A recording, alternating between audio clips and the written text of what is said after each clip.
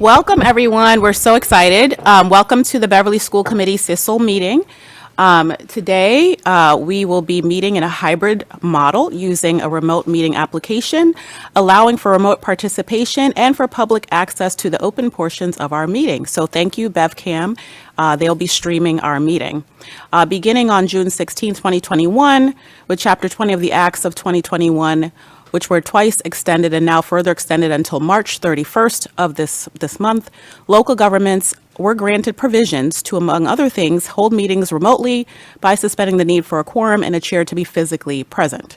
It asks our body to use technological methods to allow for safe public access, and as a note, Beverly has prior approval for remote participation of members, and the chair and quorum will be physically present when this act and extensions expire.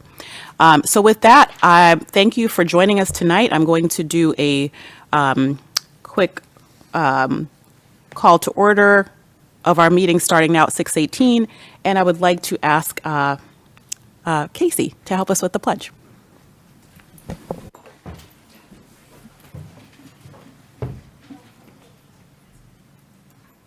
Pledge allegiance to the flag of the United States of America and to the republic for which it stands, one nation, under God, indivisible, with liberty and justice for all. Thank you so much. We will go ahead and entertain a motion to approve the minutes from our last meeting, which was on February 12th. I'll make that motion, and I do have a small edit if I get a second. Do we have a second? Second. All right, thank you. Sure. Under the approval of minutes for our January 8th meeting records, the word is Ms. Abel made a motion to approve, not to table. So I'd just like to make that small correction. Okay, thank you. I have a edit to the minutes as well. So I was absent for some services, and so I did not speak to BevCam being in the meeting, so that would be in the first paragraph. And then in the roll call, I would just ask for the edit on my spelling of my name, which also appears that way in towards the end. Any other edits or corrections? Okay. Seeing none, so our minutes are approved. Do anything else? Yes, we'll right, we're about to do that now. Yep. All right, so we are done with our minutes. Now I'd like to do sorry? We actually need to do a roll call because we have a member Right. participating remotely. That's what we're about to do. Are you going to do the roll call? I can. Oh, okay. No, I thought we were about to do that now. Okay. Yeah, so now we're going to do our roll call. Would you like to do that since you can see our remote participants? I'm a little Okay. Yeah, since we do have remote participants, it's important that we do a roll call to make sure everyone can hear and see us. I will start with our remote participant. We have a resident representative, Patty Spanks, joining us online. Hi, yes, I'm present. Okay, great. We can hear you. Thank you so much. We're also joined by a member of our leadership team, Dr. Andre Morgan, online. Here. And then I'll just remind folks that Dot Flaherty and I are present online as well as in person, just because of the way we use our meeting platform. In the room, we are joined obviously by Dr. Flaherty. We have educator Casey Fiore, student Maverick Genest, student Sadie Brennan, school committee member Karen Robinson, Here. school committee member Kenan Mackenzie DeFranza. here. I'm Rachel Abel, a school committee member, and we are also joined by Aaron Brown, our Executive Director of Operations. Here. We have principals Mark Thomas, Julie Smith, and Kate Twombly. And did I miss anyone in the wings? I think that's our roll call. And then for our vote on the minutes, we had a motion by myself, a second by Ms. Robinson, two small edits, or 3 total. And I will call the roll, starting with Casey Fiore. Here. Present. For the the vote, minutes, yes. so you can Yes. say yes. Yes. Yeah. Yes. Okay. And then Maverick Genest. Yes. Yes. And Sadie Brennan. Yes. Karen Robinson. Yes. Canan Mackenzie DeFranza, Yes. Rachel Abel, yes, and Patty Spanks. This is for the minutes from our last meeting. Yes. Yes, okay. Those are approved now as our meeting record. Thank you. Thanks for your help with that. I just noticed that Mr. Fiore's name is not on our spreadsheet, so we just need to make sure we just add that in there. Yep. Thank you. We're just going to update that. Happy to have you. Thank you. Okay, so with that, I'd like to turn it over to Dr. Flaherty. I'm very excited about our meeting agenda this evening because we get to hear from some of the most important people that we have in our schools, our students. And so we've got a very full agenda. I'm going to move us right into it. And we're going to hear about the trip to Italy, the Young Women's Leadership Conference. And then we will get a wonderful presentation from each of our schools around sustainability. And then we have some policies, if we have time at the end, to address. Before we start our presentations, I would like to ask our high school students that are with us this evening to give us an update of the high school. I think you'll notice that all of our middle school members are missing, as is Mr. Brennan, our representative from the middle school. There's a very big basketball game going on, and it's starting in about 10 minutes. So everybody is over at the high school for the basketball game this evening. But could I ask Maverick to give us this update from the high school? All right, so I'll start with all winter sports are now concluded at Beverly High School, but this means spring sports are right around the corner with tryouts starting on Monday, March 17th. Reach proposals for seniors are due this Friday, March 14th. And 21 students from BHS qualified for the DECA International Career Development Conference earlier this month. That's about 20% of the BHS students who attended the state conference, so we are very pleased with that result. And the last National Honor Society meeting for the chapter of the class of 2025 will take place on April 10th of next month, which the class of 2026 chapter will get inducted later that day. Thank you very much. And Sadie? Junior students, their parents had a meeting the other day before the parent-teacher conference to talk about college readiness and sort of how to prepare themselves for that, talk about what they should be looking for in colleges, what the students should be prioritizing when looking for the right fit for their college. Speaking of the parent-teacher conference, that followed. It was very successful. We had over 300 parents attend that evening. The Addams Family opens this weekend at Beverly High School. If you haven't gotten your tickets yet, you really should. And BHS Stage Right moved on to the semifinals for their performance of Midsummer Night Dream at Drama Fest. So that's very exciting for them. That's awesome. I got to see the show, and it was wonderful, and we have our tickets for Friday night, so we can't wait. Any questions for Sadie or Maverick? Okay. Thank you. Just as a quick as we've been giving you just kind of an update on where we are with attendance during our makeup days. The vacation week, obviously, the ideal is if we had over 90% attendance. I think that would be, somewhat of a regular day. We were hoping that 75% or higher, ideally over 80%, but at 75, we would be solid with the attendance. And I think you can see from the list that most of our elementary schools and McEwen and North Beverly in particular were over that 80% benchmark. And the remainder of our elementary schools were very solid, right around the 75, just above or just below the 75 mark. Our attendance dropped at the middle school with an average daily attendance of 57%. And our high school obviously is very low, and we would hope to have higher attendance with our high school students. But overall, their daily attendance average was 40%. As the week went on, then their numbers decreased. Staff attendance remained solid throughout the week, around 90% for both paras and teachers.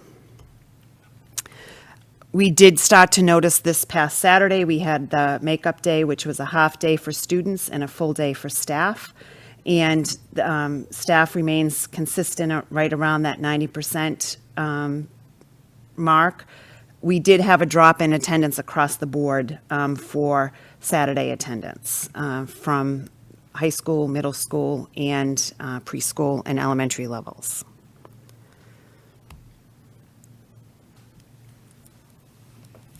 If there's no questions about that, then we're going to move to our updates.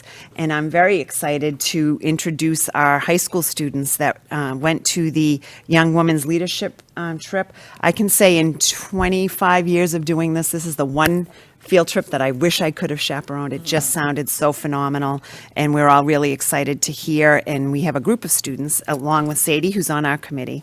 So I'd like welcome all of our high school young women that attended the leadership conference to come forward. You can use these seats here and the microphone that's right up there. I will move your slides for you. Just pull a chair over, or if you want to raise that and stand, you can do that too.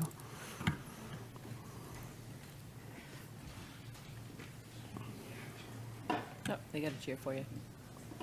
Come back. Okay, hi everyone. Again, my name is Sadie Brennan. My name is Katie Murray. My name's Alvina. My name is Sarah. I'm Nina. And we are 5 of the girls who went on the Young Women's Leadership trip to Italy this year. Why did we want to participate in this trip?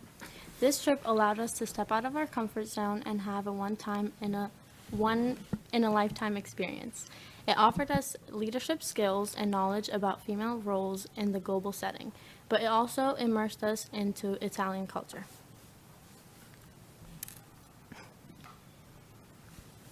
Sightseeing and overall experience. We explored 3 different parts of Italy, and we saw churches and historical sites all around Milan, Rome, and Tuscany. Each region had something unique to offer, whether it was its cuisine or its traditions. It showed us the diversity that Italy holds. Other than sightseeing, we also had 7 workshops where we learned about the experiences of women and their struggles to reach their current status. Which female leaders did we meet? We met with women in political fields, education, and other positions of power all over Italy. Our first workshop, we met with Roberta Rabaiotti.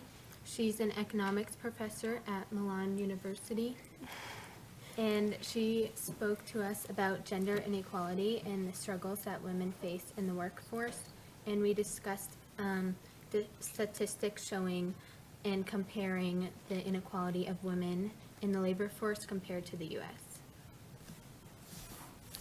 And one of the other places we visited was a woman-owned and operated farm in Tuscany, Donna and Campo. So they're part of an association that helps Italian women sort of get into the farming industry, as it's male-dominated, or had been for the last couple of years, but they're slowly climbing to that halfway mark where it's half woman, half male in the field. We learned a lot more about Italian culture here. We got to make organic hand cream. We got to make our own pasta, which we then ate for lunch later. And we got a tour of their farm, which we got to see a ton of the land they owned and completely made back up. She said when she found the land, she had to pick up trash that she found. It was completely abandoned. She completely rebuilt it from the ground up, and it was just very impressive to see the organization they had created there, and it was beautiful. That farm table looked like it was a lot of fun. It was so amazing. For our next workshop, we met with a female mayor, Simona Neri, and she had a lot of struggles becoming a mayor as a female because her community didn't really support her. However, her impact is now showing up within the town that she was mayor of, and many people are regretting not supporting her in the past. She was a mayor for about 4 years, and now she's a civil engineer. And she was a great inspiration for us because of her youth and confidence in such a male-dominated field. For our first workshop in Rome, we met with a Dutch journalist, Andrea Vrede, and she's also a Vatican correspondent. With her, we talked about how the media covers women and their inequality within society and how it may brush it off at times. Since she is a Vatican correspondent and the Pope was in the hospital at the time when we were in Rome, she was awaiting a health update, which was very suspenseful for us, but thankfully he was okay. The next workshop we had in Rome was in the Italian Parliament, where we met with Guidad Bacalli, who is an Italian politician and a member of chambers of deputies in the Democratic Party. She was born in Morocco and immigrated to Italy at age of 2, but didn't get her Italian citizenship until age of 23, which was 21 years later. She shared with us her story about the struggles that she had to overcome, and the fact that she was both a woman and an immigrant made it twice as difficult to prove herself to others. And as someone who is also an immigrant, her story really stood out to me. Although my circumstances are different from hers, I was also marginalized and challenged because I held the title of an immigrant. So hearing her outcome made me motivated to reach for higher potential and achieve success in my life. Later that day, we met with a women immigrant relief group with migrants from Somalia, Syria, Morocco, and Nigeria. These women came from their home countries to Italy for better opportunities, which would benefit themselves and their families. They shared their experience of coming to Italy and the challenges they faced with having to build a new life. These mothers created an after-school program at their kids' primary school, which allowed a safe space for their children while they'd be at work. There are over 300 members in the association because even once your kid graduates, you're still part of their group. And the after-school program also offered free language classes for the children to learn their native language and for the mothers to learn Italian because a lot of them did not know the language and they had to get by and even give birth in the hospital without speaking Italian. One of the mothers described this school and this program as a place where she knew she was always welcome and able to receive help when she needed, and they had provided her with an office space to start working. She actually used that office space to create tote bags like the one in the picture and other things like kitchen aprons. And staying after school with a group of kids who are from different countries further exposes the children to other cultures, leading them to grow up with an open mindset. And as someone who comes from an immigrant family, this workshop really resonated with me and made me feel like no matter where I go, I can always fit in and find a sense of belonging while also holding on to my own culture. We also met, for our last workshop, we also met with Italian Scouts troop leaders. We learned about the 3 main aspects of their organization: community, service, and personal growth. We did simulations as small groups and immersed ourselves in little workshops based on what they normally do. Like, one of the things we did was talk about what we can offer to the world and why we are important and can become leaders. We also learned the differences and similarities between the American and Italian Scouts. You might think of Scouts as younger girls knocking at your door trying to sell Thin Mints, but in Italy they create a close-knit community of girls and boys and go on adventurous trips like hiking, and they do a lot for their community. So this trip's impact on us. It inspired us as female leaders to not be scared of roles that you're being put out there. You're being asked to speak. I think that in a lot of societies now, women are almost shy and put out of leadership roles, but seeing these women in these powerful positions really inspired, I know me, and I'm sure these girls can also attest to it, to realize that we do have potential and what we can bring to the world and what we can bring to the table.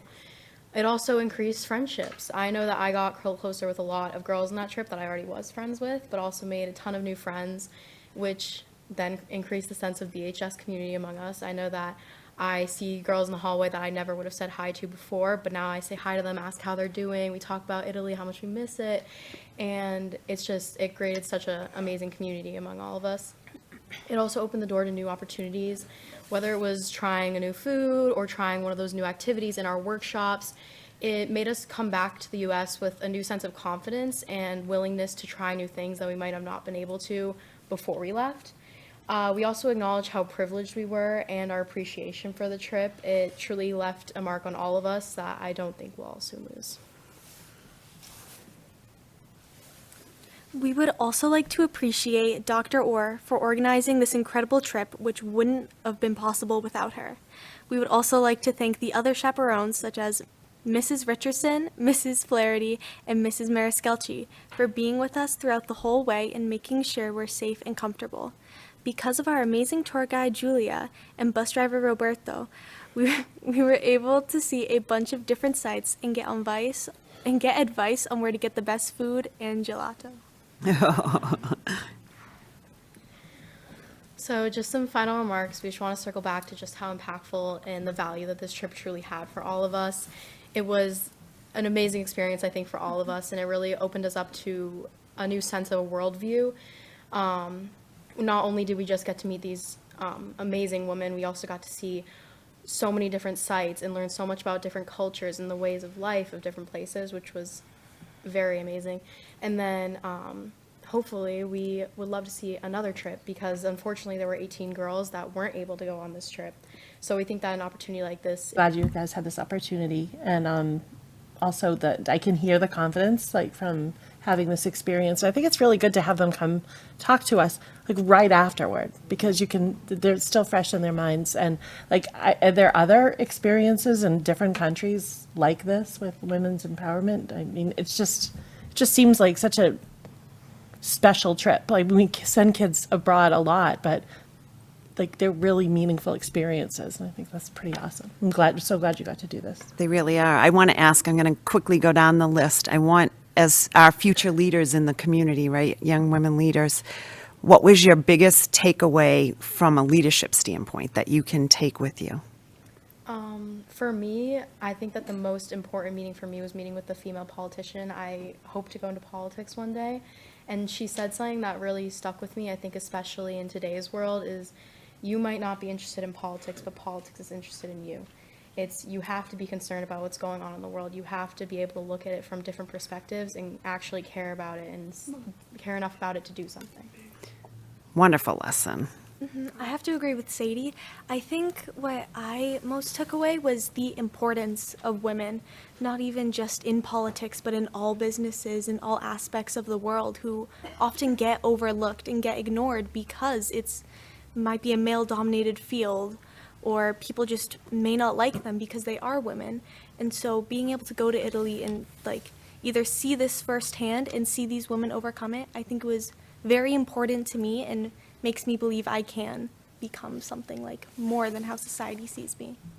Excellent. For me, the biggest takeaway was getting to hear every different story of women getting their way up to that status that they were, and hearing their struggles and how they had to overcome such things, giving other new generations, and especially women generations, the strength to be able to speak out and to be heard in the world. Personally, I felt like I had the most connection with the immigrant women, especially the group of them, because I feel like they kind of showed to me that even though I'm a woman, even though I'm an immigrant, I can still do something in the world, and I can take on a leadership role and just express myself how I want to. I personally really enjoyed meeting with the first female mayor of a Tuscan town, because I found her story really inspiring, as she not only had to face a struggle just like all these other women being a courageous leader, but also she had a very small support system, and the fact that she was able to do what she did with many not many supporting her really shows how determined she was. Well, I want to let you know we're all so proud of you. I'm proud that you came tonight to share your experience, and that I can tell that you're all going to take it forward with you, and that it will have an impact and it will come back to the larger community. So we're proud of what you did. Keep moving and keep becoming leaders. I'm grateful and thankful for the teachers. I see Dr. Orr and Ms. Richardson here tonight. I don't know if there's anybody else here, but I want to thank them for taking you and for organizing the trip. Okay. Thank you all so much. May I add something, Dr. Flaherty? Oh, okay. Yeah. I also want to just commend you all on the friendship piece. I know that wasn't the point of the trip entirely, but it is so critical. I hope you keep that going. I was pleased that my daughter got a chance to go, and I also appreciated that you all supported those women as well. I am proudly carrying my bag. Oh, there you go. And I think that was also a really important lesson, to just lift other people up. So thank you again, and thanks for sharing your story. And I really appreciate our educators who made this all possible and helped to coordinate not only parents but businesses as well, and to help you all have this experience. So thank you. Just want to check online to see if there are any questions online before we let you go. I don't see any hands up. Okay. Thank you. I know you all have studies if you want to stay. I think some of you are actually staying for the next round too, so thank you. Thank you so much.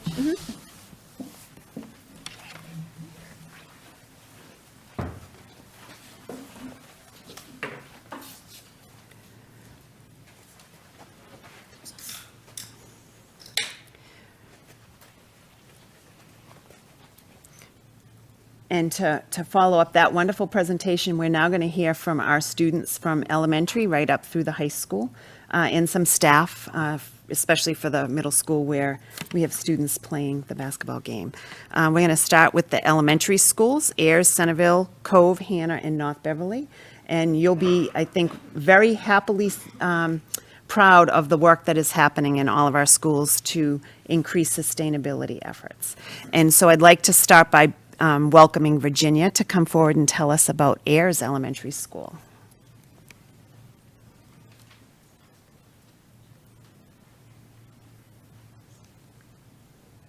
Ms. Hart wanted to be here this evening, but she's actually a mom of a middle school student and is helping at the basketball game. And you're going to sit right there and talk right into that microphone.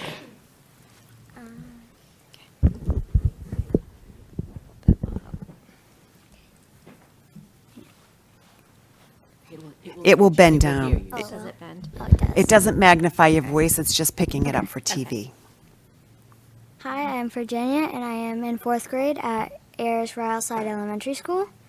Last year and this year, we are doing hydroponics. I grew lettuce, cilantro, and basil. This year, we are trying new vegetables, maybe cucumbers and strawberries, lavender too. We came up with ideas to help the school. One suggestion was a trash cleanup around the school. Last year, Change is Simple came, and we learned about recycling. They told us what can be recycled and what should be thrown in the trash. We have put together the hydroponic towers, and I am excited to plant things this year. I'm thinking about growing cucumbers, lavender, and snap peas. I want to know how is lavender? I've never tried it. Did it taste good? I don't know. She wants to try it. Oh, she hasn't tried it. All right. I might have to come over when it's grown and try it, because to me, lavender tastes, I think, of soap, not food. Thank you. Yeah, I like the smell of it. Yeah, I do too. I love the smell of it. Any questions for Virginia? Thank you so much for coming this evening. Thanks.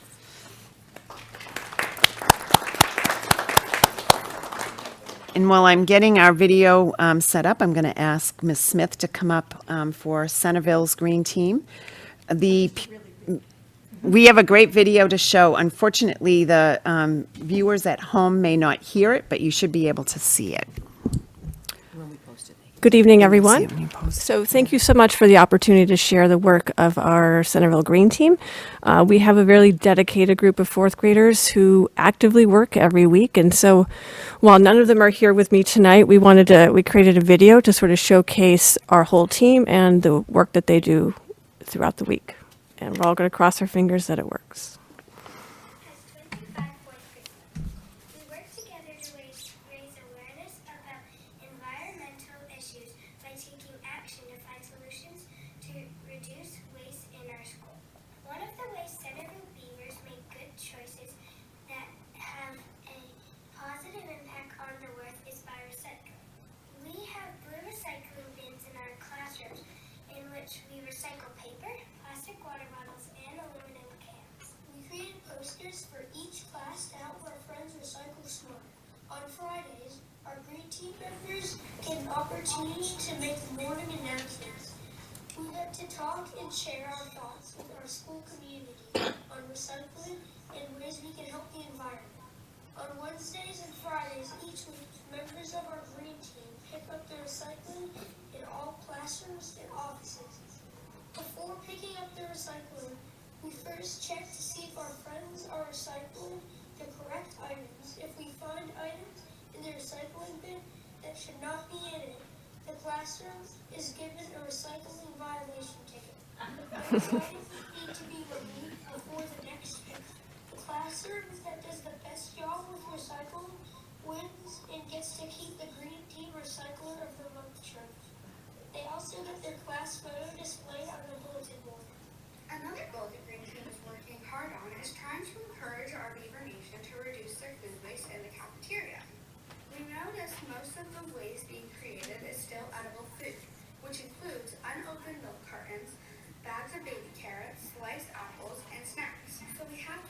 might order a lunch that we like and we are going to eat. However, if we do have something that we are not going to eat, and if it's still in an unopened package, we leave it on the share table or put it in the refrigerator so that friends who may want another serving during or after meal service can help themselves to a snack when they are hungry. In the cafeteria, we also recycle clean food trays. And if we have leftover milk, juice, or water, we pour the liquids into a bucket so it does not add to the weight of the trash we produce. Green team members also encourage each other to pack lunches in reusable containers and avoid single-use plastic water bottles by using reusable water bottles. We also challenge our Centerville Beavers to upcycle. The Green Team meets every Thursday to brainstorm and share ideas on ways we can help the environment and spread awareness about environmental issues. We recently got the opportunity to participate in a community conversations event. 8 of our members were part of the stage performance at the Cabot Theater. The event was presented in partnership with Green Beverly, the North Shore Farm, and Food Coalition. At the event, we got to meet local farmers and food advocates, learn why you should care about local food systems and ways we can help. We also got treated to a delicious meal by Root and Kim's Pure Pastry. We love being part of the Green Team and working together. We are looking forward to some warmer weather where we plan on working more outdoors. Thank you for taking the time to watch our video.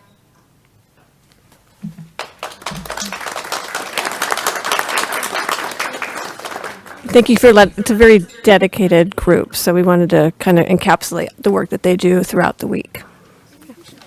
I have to commend not just the work they were doing, but whoever did your videoing had some pretty mad skills. Yes.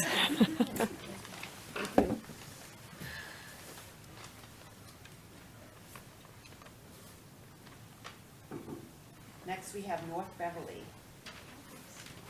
And I think we have Audrey and Emma and Miss Shamala is here.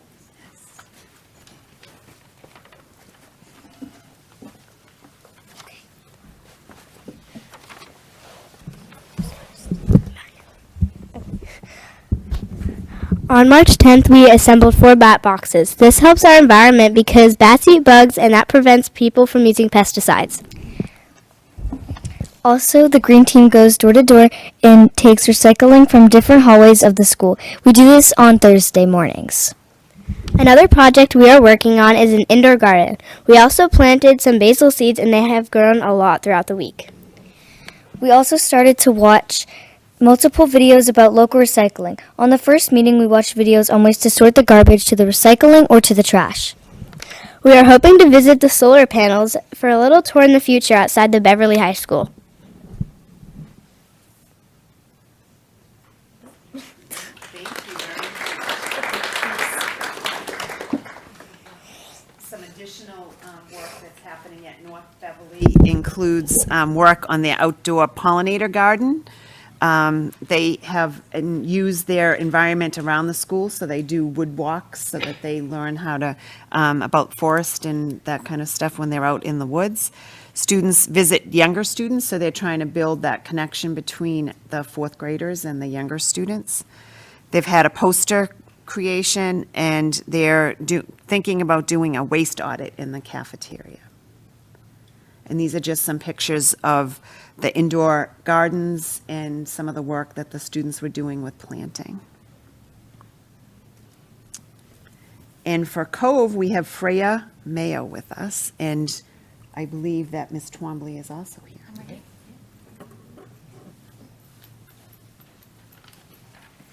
And I love the letter. If you guys aren't reading the letter, I'm going to try to read the letter to you when you finish. Hello everyone, my name is Freya and I'm a 4th grade student at Cove School. This evening I am excited to tell you about the amazing green initiatives happening at our school this year. At Cove School we are learning how to take care of our planet and use energy wisely. We are working with an organization called Change is Simple, which helps us understand how to make smart choices for a better future. Here are some of the awesome things we are doing. First, in December, we learned all about electricity. We discovered how power is made, how it travels to our homes and school, and why saving energy is so important. We even measured how much everyday items use and challenged the whole school to turn off lights to save electricity. Then in January, we explored wind energy. We built our own wind turbines and learned how clean energy can replace polluting fuels. We also wrote letters to local leaders asking them to support 100% renewable energy for our community. In February, we learned about the life cycle of everyday products. We're finding out where things like plastic bottles come from, how they are made, and what happens when we throw them away. This week, we will learn how to reduce waste by reusing and recycling. And then in April, we are brainstorming activities for our Food Waste Prevention Week. We are becoming leaders of change in 4th grade and making a difference by thinking how our choices impact the earth. Thank you for supporting these programs at Cove School. We are excited to keep learning and making our school a greener place for everyone. Thank you so much. In the letter that you have here, my eyes won't let me read the exact whole letter, but this was to the mayor. And so you had mentioned that you had sent the letters to some local leaders, and this was sent to the mayor and signed by all of the members of the Green Team. So they're learning how to be community advocates. So thank you very much. Yeah.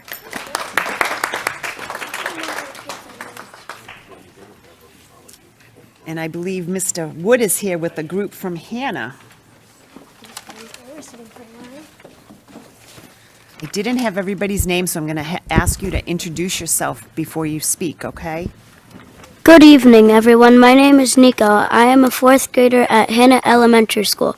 We collect recycling from each classroom every Thursday throughout the year, ensuring that the containers only contain recyclable material.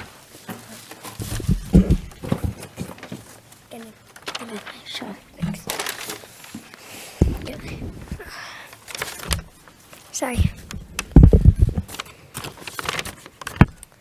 Good evening, everyone. My name is Maximus. I am a 4th grader at Hannah Elementary School. At the beginning of the year, we also spent time in STEAM class creating a trifold of recyclable materials that we could display in the classrooms to help students understand what materials can and cannot be recycled.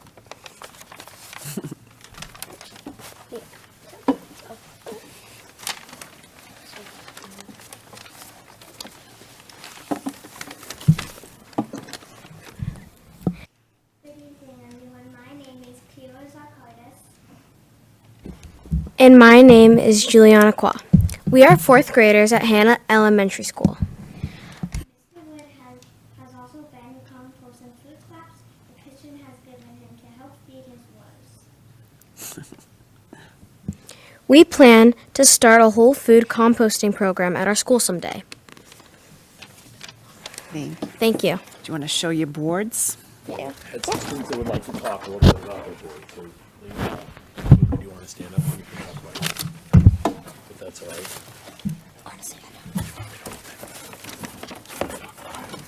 These are some trifolds we made at Hannah Elementary School to show people around the school what is recyclable and non-recyclable.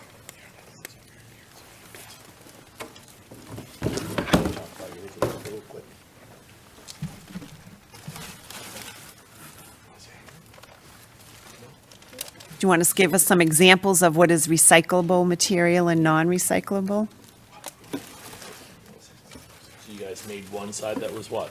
We have a side of items that is recyclable, such as cardboard, white bottles, and soda cans. And our non-recyclable side has food bags and aluminum foils and plastic, and rubber bands included. Very good. So these are going in each classroom to help kids understand what should be recycled. And do you go through and talk to the other kids about your boards, or are they just there for them to read? We're going to kind of do it as a student council thing. So Great. we're getting that set up. Wonderful. Thank you for your leadership with the students. Any questions? Thank you very much.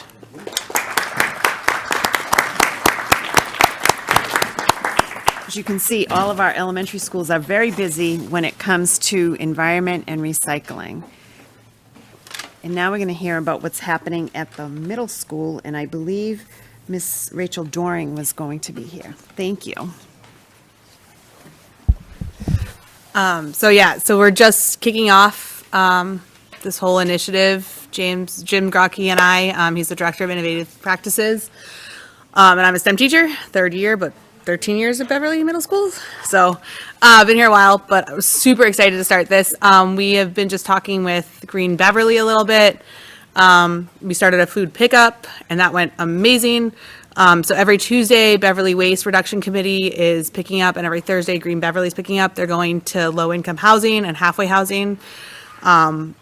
All food collected within 48 hours. Apples. We're swimming in apples, which has been awesome. And the teachers have been really on board helping us out. We have one bin in each cafeteria for all the lunches to collect the food. Kids have been good at putting it in. We're hoping to get a little bit better. It's like our third week doing this, I think. The first 2 weeks we collected over 124 pounds of food. That's unbelievable. To go to low-income housing and halfway housing as well. We're trying to get more into the recycling and sorting stuff out. I have 2 kiddos who are starting to come Mondays to make some signs and stuff. We have a 5th grader that's really been facilitating more for the redemption part, the recycling of bottles and cans at lunch. But we're just really excited to get into it a bit more than we have. So, and this is just a lovely graph of what we've collected so far. The first 2 weeks, again, a lot of apples, but there's orange juice containers in there, bananas, carrots, like I think one other group at us said that there was a lot of, so it's been really good. Craisins, raisins. How do you decide what's going to what facility? I think they just pick it up and the Green Beverly's doing it and helping us out with divvying up. I think like Bootstraps picked up a lot of it. Great. And it's been used. Like they were like, it was gone within the first day or two. Awesome. Mr. Grocke said so. Mr. Grocke has He's at the basketball. No, he's actually sick. Oh, he's sick. Yeah. I was gonna say I chose sustainability over basketball. Then we have the right person working in it. We're just working to get refrigerators in both lunchrooms. We're hoping to get small refrigerators that they could do something like they did at Centerville, just so the stuff will keep. Right now it's going into the office fridge, but we're hoping that kids will be able to access this if they do want food before it moves on out. That's been promising. Getting that, we're looking for just more bins. Right now we have 1 bin and it's for MCAS stuff, so it's going back at one trash area. We have like 4 trash areas in the room, so we're hoping for bins on each one so that more kids just toss it in. And again, we're just working with Green Beverly on more ideas for composting possibly next year. Mr. Grocke and I just signed up for a compost networking thing April 1st to talk with Green Beverly about stuff and just trying to get more students in. I haven't really publicized it yet. It was kind of a soft opening last week. But if any students want to join Monday, come on down. We'll make some time. I'm meeting with Mrs. Oliver next week, and because you're a Title I school, we might be able to find some funding to help with some of the materials that you need. And it looks like you have a very active group coming up to you next year. Yes. It looks Rising like that. I'm Fourth very from excited. Rising Fifth grade. Love They're the ready to fourth go. graders. Yep.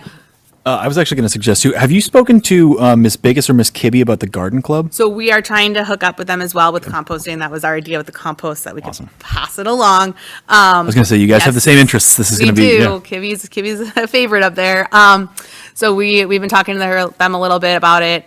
They've been doing a lot. They've started growing herbs and garden and artificial light system upstairs, which I haven't really seen, but it was purchased through a grant.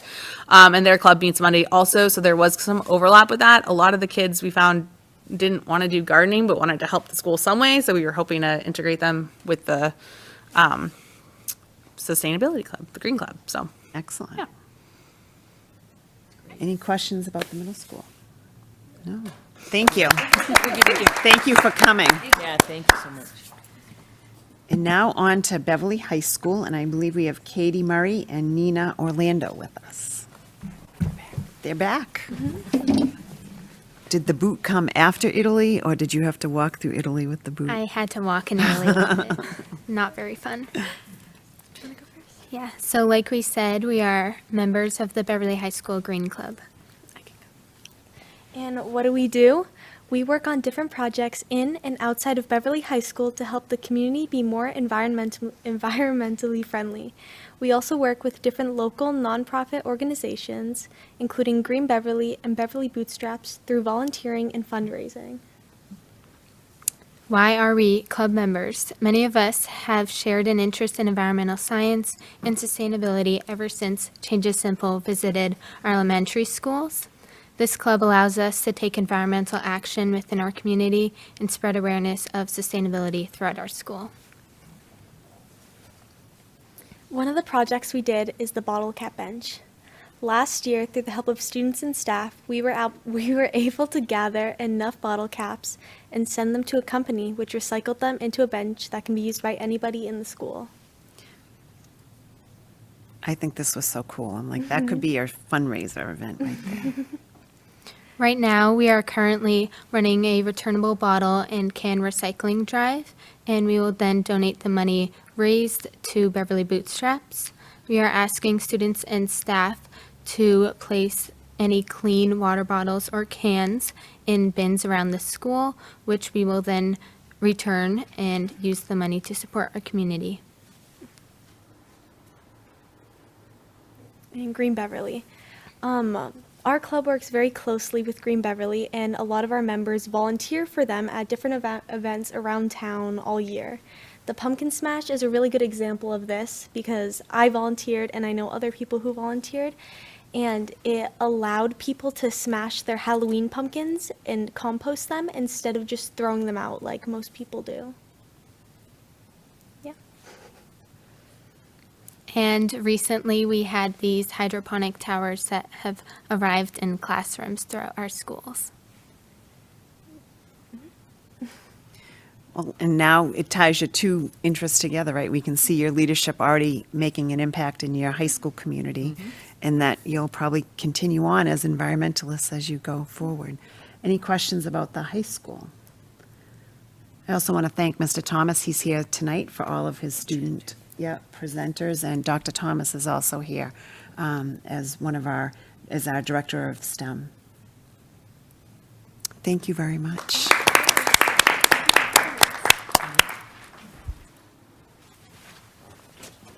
And then we also wanted to share with you what's happening at our district level, especially through our nutrition and food around sustainability.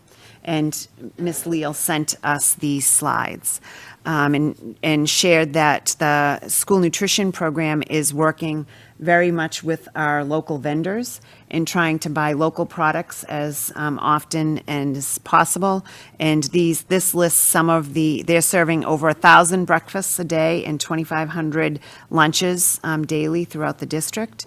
And these are just a list of some of the local vendors that they are getting food with. Hood Milk, Walden Beef. So you can see the quality of the products that are being used. Red's Best Seafood is served at all the schools.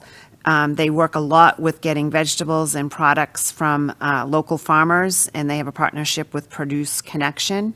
And a new partnership for them is New Entry Food Hub and the Worcester Food Hub.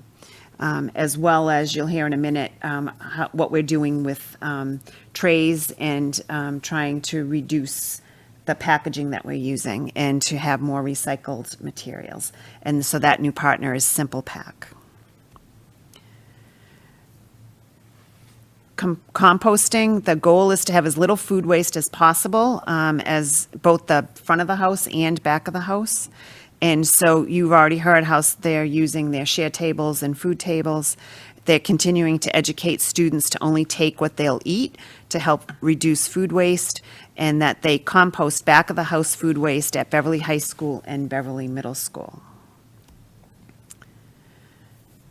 They began a partnership with Simple Pack this winter to reduce the use of plastic food containers. They're continuing to move towards full compostable packaging at all school levels. The materials they're using are BPI certified, which means it's biodegradable. There are no PFASs, and it is also a local company. These are just some pictures of how some of the food comes in prepackaged and how they're reducing the size of the containers and the fact that the materials are all recyclable. Food Waste Prevention Week, you heard some of the students talk about that. That's coming up April 7th to the 13th. And this is a flyer that they have so that they can do some education. And it's linked to a website, so you can get a lot of different ideas that we'll be sharing with educators throughout the district.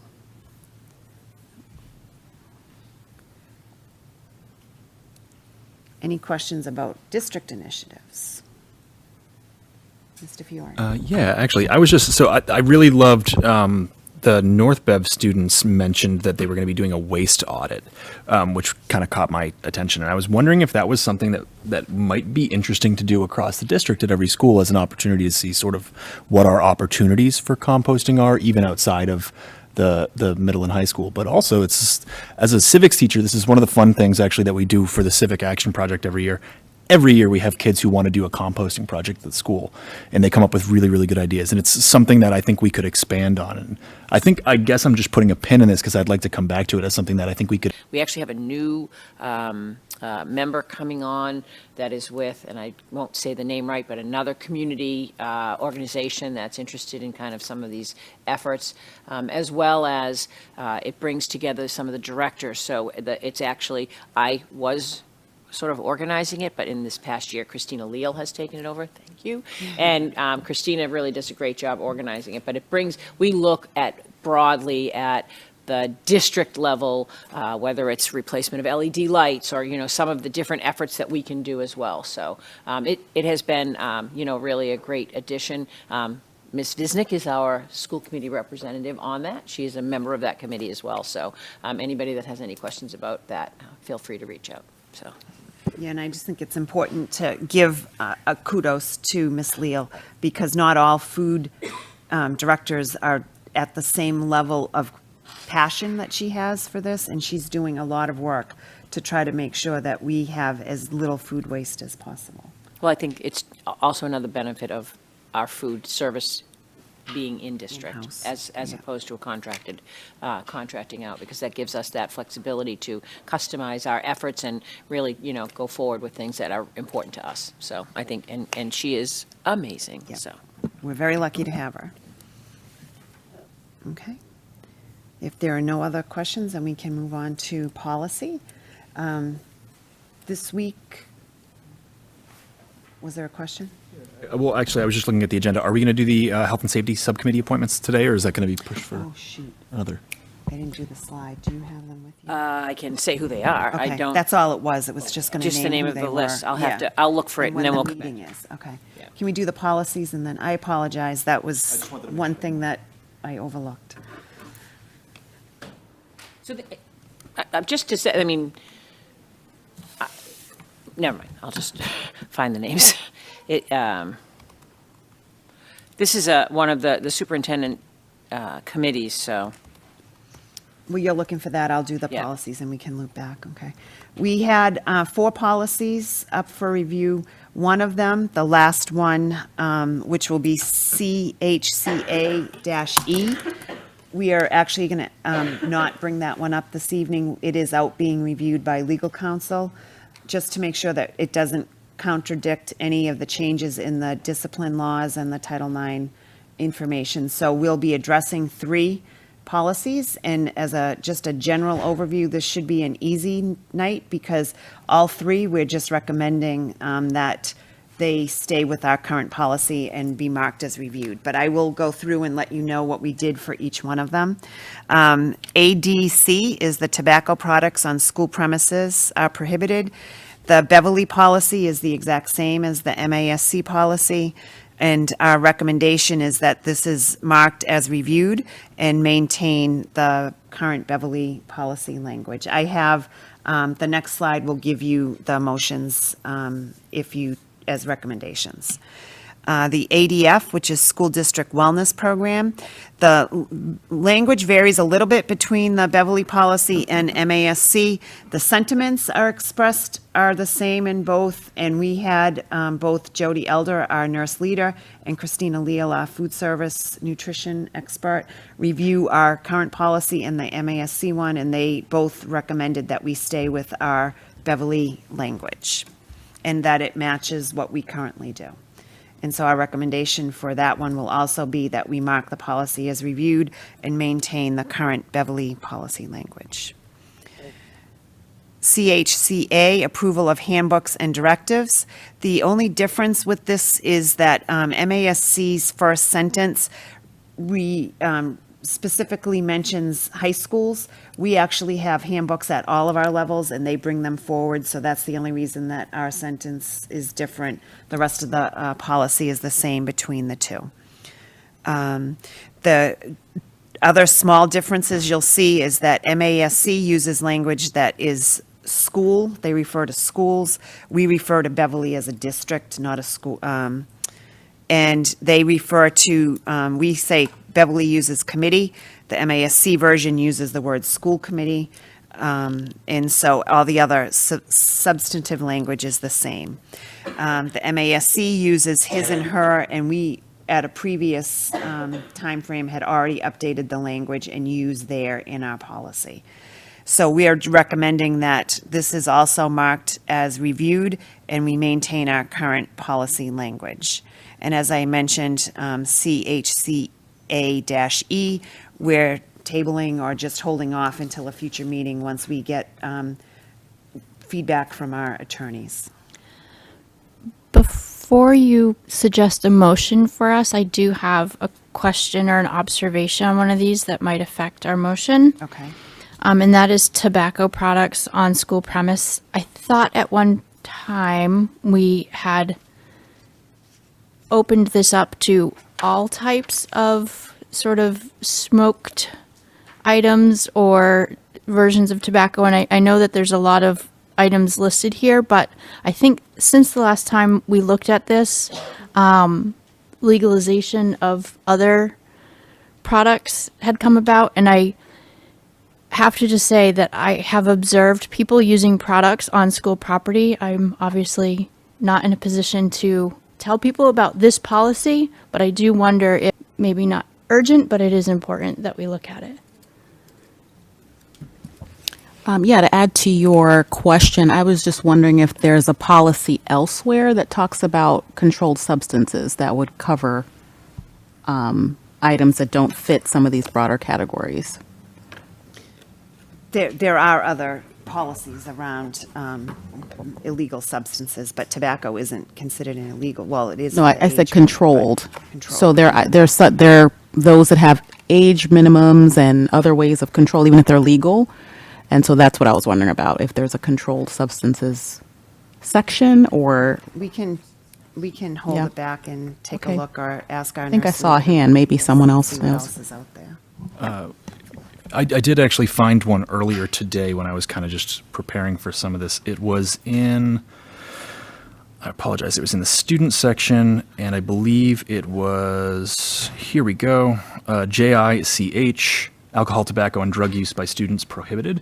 I think this is about use particularly and not possession, but I didn't get a chance to read the entire text.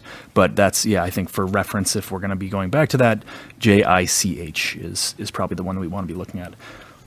That might be students. One more time? Thank you. Say students only. Yeah, and there's a does say cross-reference for students. GBED also on this one because that refers to staff and employees.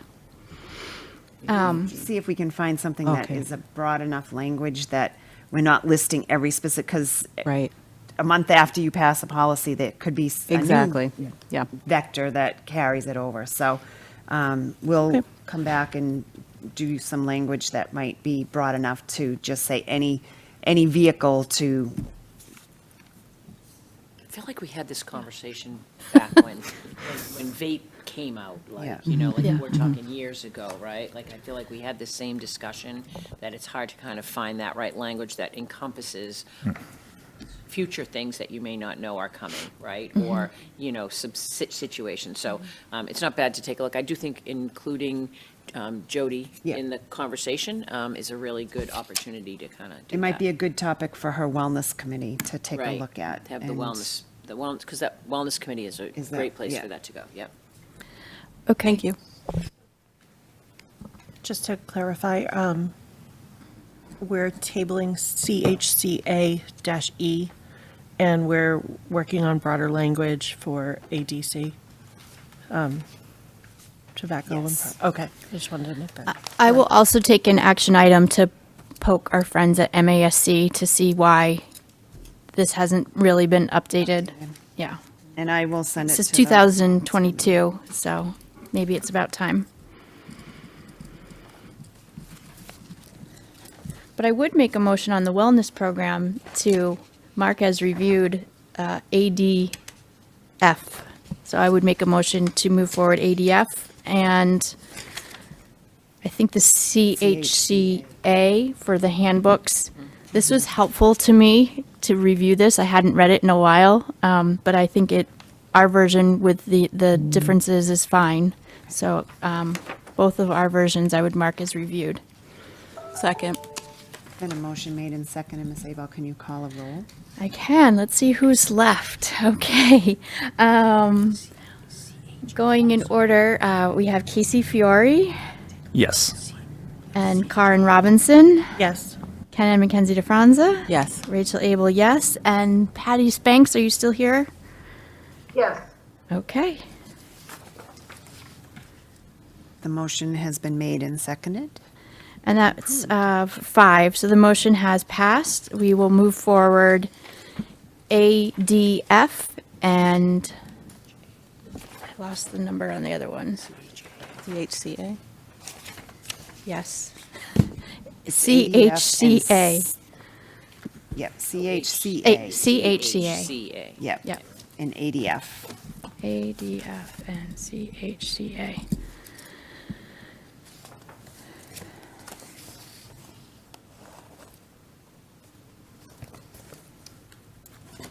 And if there are no questions, that is the end of our agenda. And next, at our next meeting in April, we'll also have a very in-depth presentation, K-12, to update you on our ELA implementations. We are coming to the end of year 3 with our elementary schools. The 5th grade at the middle school is in year 2, as is the high school. And the grades 6 through 8 are coming to the end of their first year of implementation. So we thought that would be a nice time to take a look at that in a whole K through 12 spectrum. And so we'll have some coaches, some teachers, and some students with us. Really quickly, just want to, were we going to do the health and safety committee appointments today? Gonna do it right now. Oh. Well, they're not appointments, they're just naming who's on, just Yeah. announcing the name. So there's a, I think, some confusion when there's a committee that's working, then I'll give everybody an overview of why this is, what's going on. So we have a school health and safety committee. That committee was originally formed in 2020. I organized a group back when COVID was happening, right around this time, 5 years ago. So a little trauma throwback here. But we brought a group of stakeholders together to take a look at health and safety protocols, right, as we go throughout the negotiations. This year, it came up again that committee, which had been active a few years ago, was inactive, and would we kind of bring it together? We looked at the language, we changed the language, and we just sort of identified it would be a committee that was composed of 4 teachers, 4 members of the union, teachers, they're all teachers, but 4 members of the union, 4 parents who are currently members of site councils in our buildings, and 4 administrators. And so that's the makeup of the committee. And the group was asked to, the contract included that we would have our first meeting by April 1st. So the union leadership has reached out and identified 4 members from the union to be part of the committee. I reached out to the principals and identified 4 school council members to be part of the committee, and we have 4. I found 4 administrators to join us for the committee. So we, to just give you a little background on that, there's some specifics around how the committee will operate. The committee is going to kind of utilize protocols and available documentation to kind of look at questions and concerns that folks have either about health and safety issues in buildings, student behavior, K to 12. There's some protocols that the union has identified that OSHA had put together that they were hoping we could use as worksheet to kind of work through and look at some of these things, but also kind of looking more so at broadening perspectives on the important health and safety issues in the district. whole idea of this is to kind of have a better understanding and hear from and bring perspectives to the superintendent, who can then bring them back to the school committee. So that's sort of the purpose of the committee. So the 4 teachers that have been invited to be part of the committee are Olivia Wilson, who is at the Beverly Middle School, Carolyn Yata, who is at Centerville, Haley Mathias, who is one of our district-wide BCBAs, and Jana Dwyer, who is also at the Beverly Middle School. For administrators, we have Kate Twombly, who's the principal of the Cove School, Megan Hart, who's the principal of the Ayers School, Amy Blanchard, who's the principal of the North Beverly Elementary School, and Lisa Oliver, who's the principal of the Beverly Middle School. And then for our parents, we have 4 parents who are members of site councils: Stephanie Jalbert, who is a member of site council at the Cove School; Sharon Anderson, who is a member of the North Beverly Site Council; Chrissy Easton, who is a member of the high school site council; and Sheila Sudak, who is a member of the Ayers Site Council. So those are the 4 parents. So we'll have our initial meeting on Tuesday, March 26th. Is it 24th? I don't have the date off the top of it. It's whatever the Tuesday is. This is the 25th. And that we're meeting at 3:15. That will be our initial meeting at that time. The group will be establishing norms and protocols, deciding, sort of the logistics of the committee, and then looking at sort of what kinds of work we might want to do together. So it's a kind of bringing them back together again. We'll be doing that work on that Tuesday. So that's the committee that you're referencing. Right.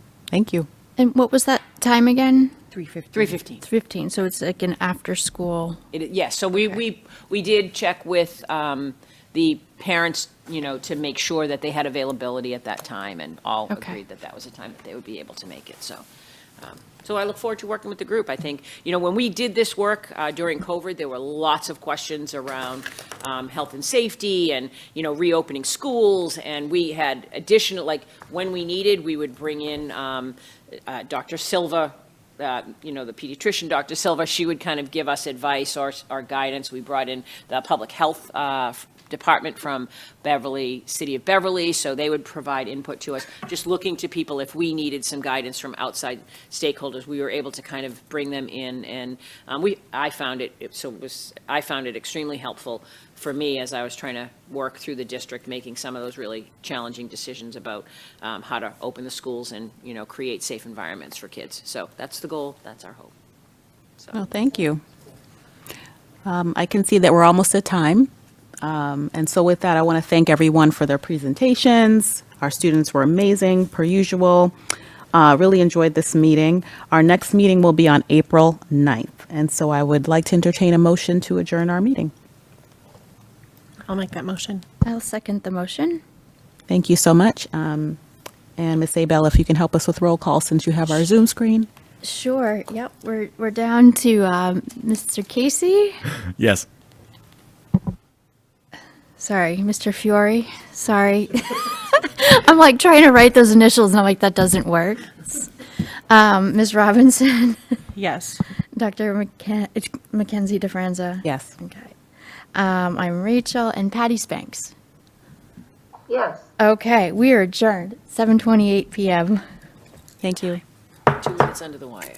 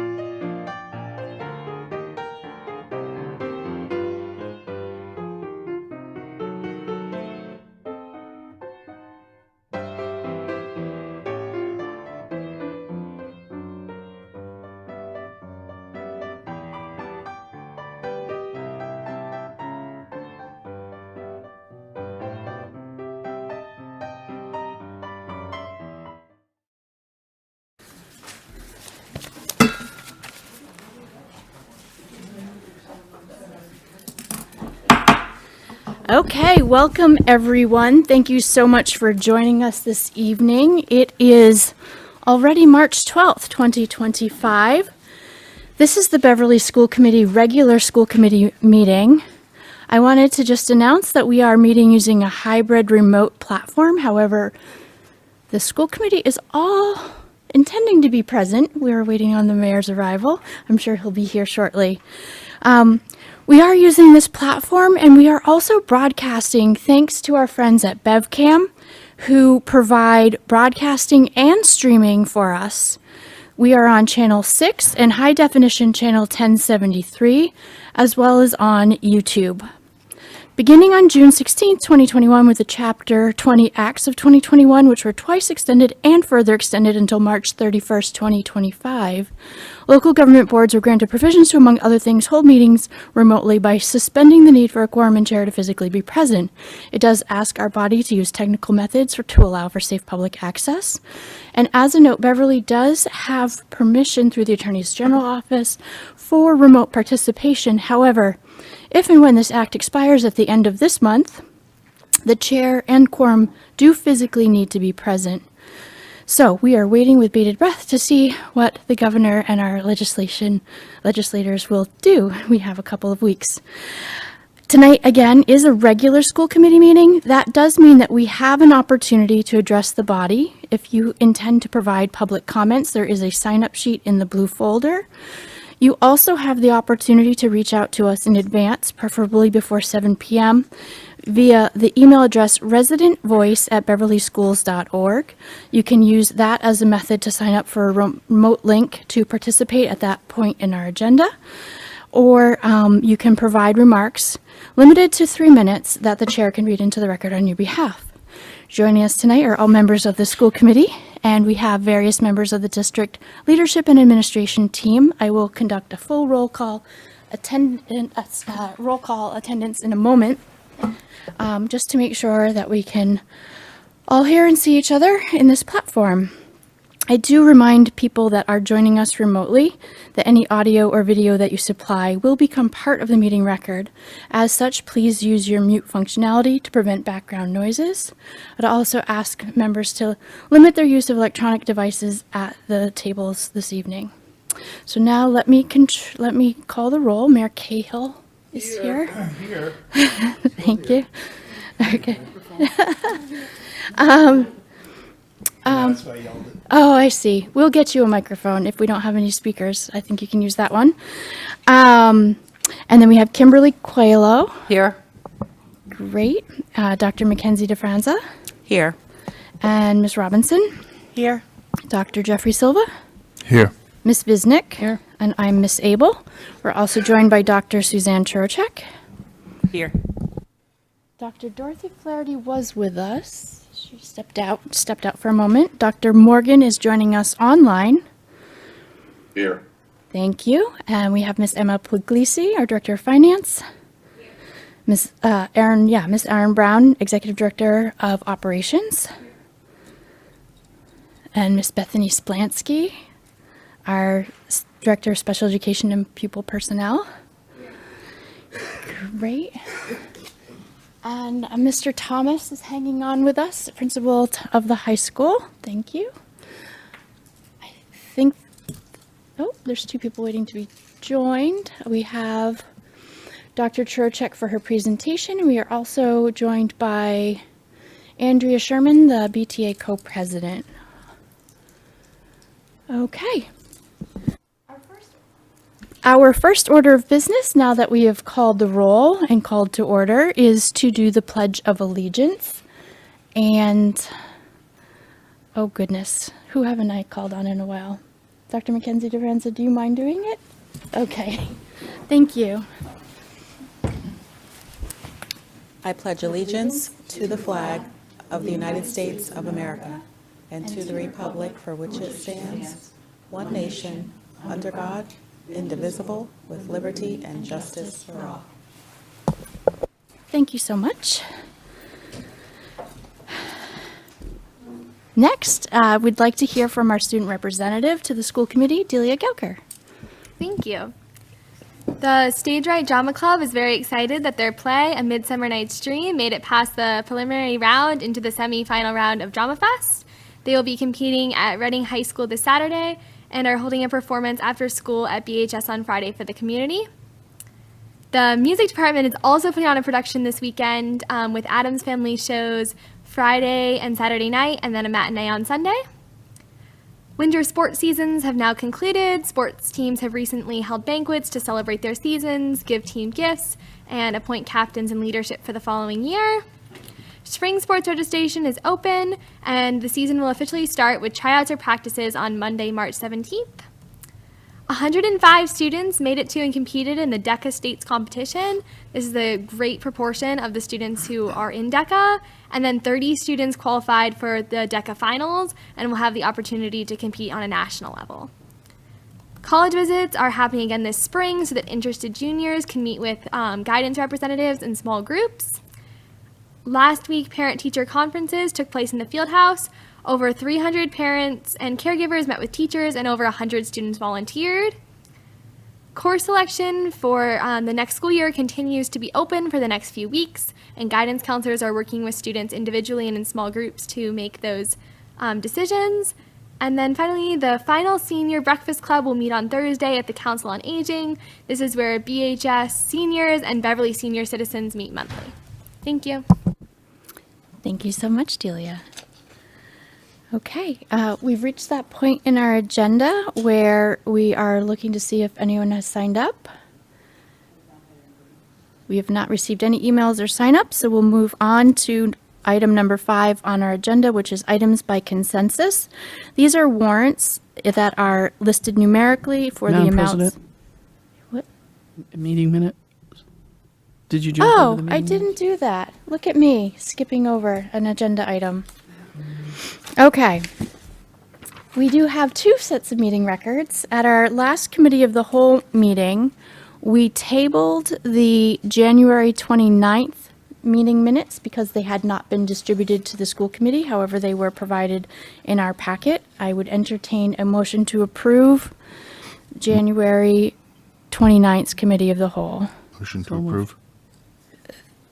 Okay, I heard Jeffrey Silva, and I'll take Ms. Visnick as a second. Absolutely. Okay, were there any edits or corrections that needed to be made to this set of meeting records? Not seeing any, we're all present. All those in favor? 7-0. Madam President, I need to abstain. I was not here at the January 29th meeting. Okay, okay. 1 abstention. The meeting records are still approved with 1 abstention. Okay, the next set of meeting records is the February 12th, 2025. This was a regular school committee, our last regular school committee a month ago. Motion. Thank you, Ms. Visnick. Can I suggest a reconsideration on that? I think, is that what you're going to say, Kim? Oh, no, for the next set of minutes, I came halfway through, so I wasn't here for the first half of the voting. I don't know if I should abstain for that or not. I was here for half of it. Okay. I'll answer that question again. We have a motion for Ms. Visnick. Is there a second? Second. Okay, thanks. So it's so interesting because we have BevCam broadcasting. I do feel that people can watch the meetings after the fact and potentially be able to approve the meeting records for the portions if they had done that. But if you feel more comfortable abstaining because you can't accurately reflect on meeting records, that's within your purview as well. It's kind of the way I've done it in the past. We've definitely had people vote for meeting records that they haven't participated in, but they felt informed and it accurately reflects. So, were there any corrections or edits that needed to be made for the February 2nd record? Sorry, 12th record. All those in favor? Okay, so we have 7-0 on that one. Thank you. I think the time change is getting to me. Okay. Next, I'll just do one last call for resident voice. We don't have any new people interested. Okay, so for the warrants, these are items by consensus. I would like to make a motion that we approve items A, B, C, and D as presented. Is there a second? Second. Thank you. All those in favor? 7-0. Okay, and with that, I humbly turn this over to Dr. Charchek.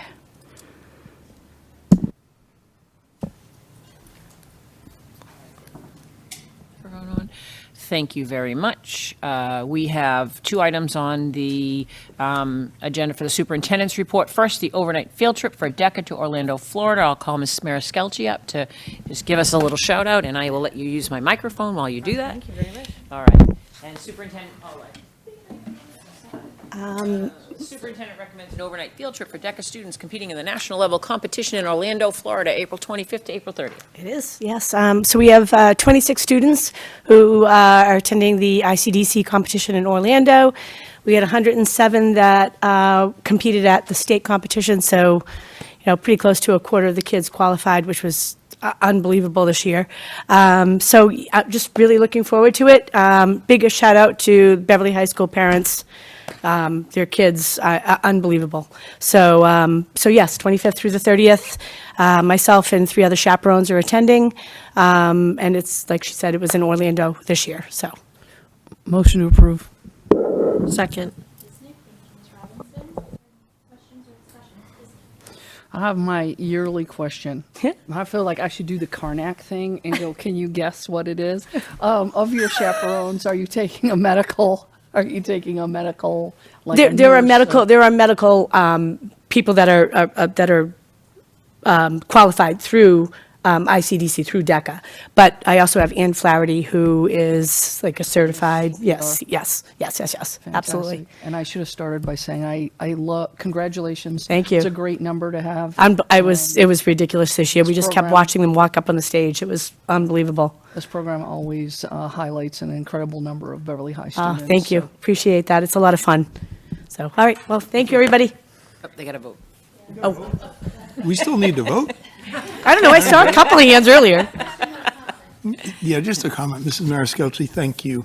This is an incredible program every year. Oh, thank And you. we're excited for all of our young folks and for you to accompany them. Thanks. Appreciate it. All right. Did we vote? Now they voted. Thank you. Good night, everybody. All right, good night, thank you.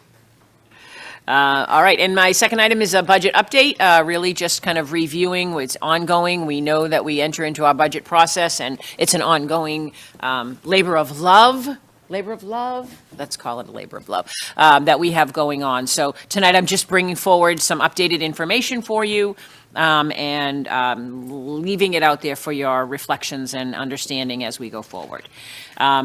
As always, and I really do believe that the goal of our budget is to represent the values and the goals that we have in our district. Always come forward with our goals to start. It is very important, particularly when there are a lot of decisions to be made throughout the budget process, that we continue to highlight and look to and be true to the goals and the vision that we have for our students in Beverly. So we also utilized the list of priorities that are generated early in the cycle, which these took place in November and December, but to try to keep them in the forefront so that we're understanding that we know that there are priorities that have been identified, and so making sure that what we do continues to meet the needs of the students in our district. This is the same list that I brought forward. Shout out to Hannah with some pictures they gave us. We're trying to liven our slides a little bit with some student pictures, and Ms. Montevecchi had shared some pictures with me this week from students at Hannah. But we do have factors that impact the budget. This year, we're looking particularly at contractual obligations, enrollment, special education increases, other anticipated increases, and availability of offsets. And I did highlight these for you in our last meeting. These will be consecutive, sort of building upon each other, so information that I shared 2 weeks ago, I'm going to build upon it a little bit more as we go forward, because in essence, that is how we build our budget. We take each 2-week period, we're looking and we're trying to define and clarify and identify areas that will help us get to the end goal of our budget. So first, this is contractual increases in wages and benefits. We showed you this same slide last 2 weeks ago, however, there has been one change in this particular slide. First of all, we added percentages to the increases, so you have a general idea of what some of those increased costs are percentage-wise. And I would bring your attention to the health insurance line, which 2 weeks ago said 6% and now is at 10%. So we learned from the city that our health benefits were needed to be figured into the contract at a 10% increase. So we have corrected this slide to reflect that, bringing sort of the grand total of our contractual increases right now as they stand to $5,400,000 some odd dollars. So that happens throughout the cycle. We continue to look and refine and make sure that we have actual, identify information that works for us. So that is the most up to date, and I think we're pretty confident with these numbers as we go forward. I brought back a slide from a couple of years ago just to kind of remind everybody, sort of who we are and how we got here. If you remember when we were talking about the coming fiscal cliff, when we were talking about ESSER, and we had, ESSER funding for 4 straight years, pretty much kind of adding 3% to the funding that we had available for our budget. We talked a lot about what that would look like and how we would maybe prevent some of the falling off the cliff. I think we did a really good job of identifying and trying to keep recurring costs off of ESSER as best we can. We knew that wasn't totally unavoidable. But one of the things that I wanted to highlight for you in particular was the staffing and enrollment trends. And we talked 2 weeks ago about the specifics of staffing. You saw where students were sitting in cohorts, where larger cohorts were within our district. This just is more of a historical look at staffing and enrollment trends in our district. It goes back to 2013. That's the first point at the beginning. And basically what it shows is that in 2013, we had 4,400 students and we had 544 employees. And these are employees within the school district schools. And then in for the FY26 budget, we are at a point where we have 700 employees with 4,500 students. That's just to say, the good news, we do not have a problem of declining enrollment in Beverly, which is really a very challenging problem that many of our neighbors are experiencing. And so everybody is having challenging budget discussions just all across the Commonwealth, but sometimes it looks different in different places, right? So for us, declining enrollment has not been an issue. We have been maintaining really steadily our enrollments within the district. For us, we have increased staffing a lot. We made a lot of increases in staffing. You see huge increases with the ESSER or with the when the pandemic came and the need to meet student needs. A lot of those increases are social emotional staffing, looking at different ways to do things. We do have a tick down. We did make a concerted effort last year to eliminate some of the positions that we had identified early on in the process would only be while we had the ESSER funding going. So this is just, I think it's important to keep in mind what the district's looking like right now in terms of our staffing versus student and our enrollment trends in the district, keeping that in mind. This also is a chart that I showed you. What? I have that in my F&F report. Oh, I know. Well, so you do. So the top half of this chart was included in our slides 2 weeks ago, which was the review of resources. We talked about revolving offsets. We talked about each individual one of our revolving accounts, what the starting balances were, what the anticipated revenues were for FY25. What we've laid at the bottom part of this is sort of our anticipated use of these revolving offsets in FY26. And so the real important thing to point out is that in FY25, our budgeted expense offsets out of our revolving accounts was $8,030,079. We anticipate really the availability of only using $5,858,806 in FY26. That is the result of the decisions that we made knowingly last year that we would utilize further, dig deeper into circuit breaker and leave circuit breaker at a 60% carryover balance, and to take a look at school choice and to spend on some of those expenses as well. So we just want to keep that on the forefront for you to know, this is a really important part of our budgeting process and how we find and allocate the resources that we need to use throughout the budget process. I am happy, as I said, I could spend a long time going through each item, but I'm happy to set up times to meet with any of you at any time if you have specific questions and want to go over it. But I'm happy also to answer any questions or have Emma help me answer maybe any questions that any of you might have right now. Okay. This sort of summarizes what I just said in a few different ways, that our wages and benefits, we're going to see increases of $5,404,286 for wages and benefits, where we anticipate, and these were each broken down for you 2 weeks ago, so we anticipate special education increases of $850,000. We have other anticipated increases, and if you remember, you can look back, those were our utilities, they were, some of those other categories for $1,349,000, and then just highlighting that we have less money to work with in our revolvings this year by $2,171,273.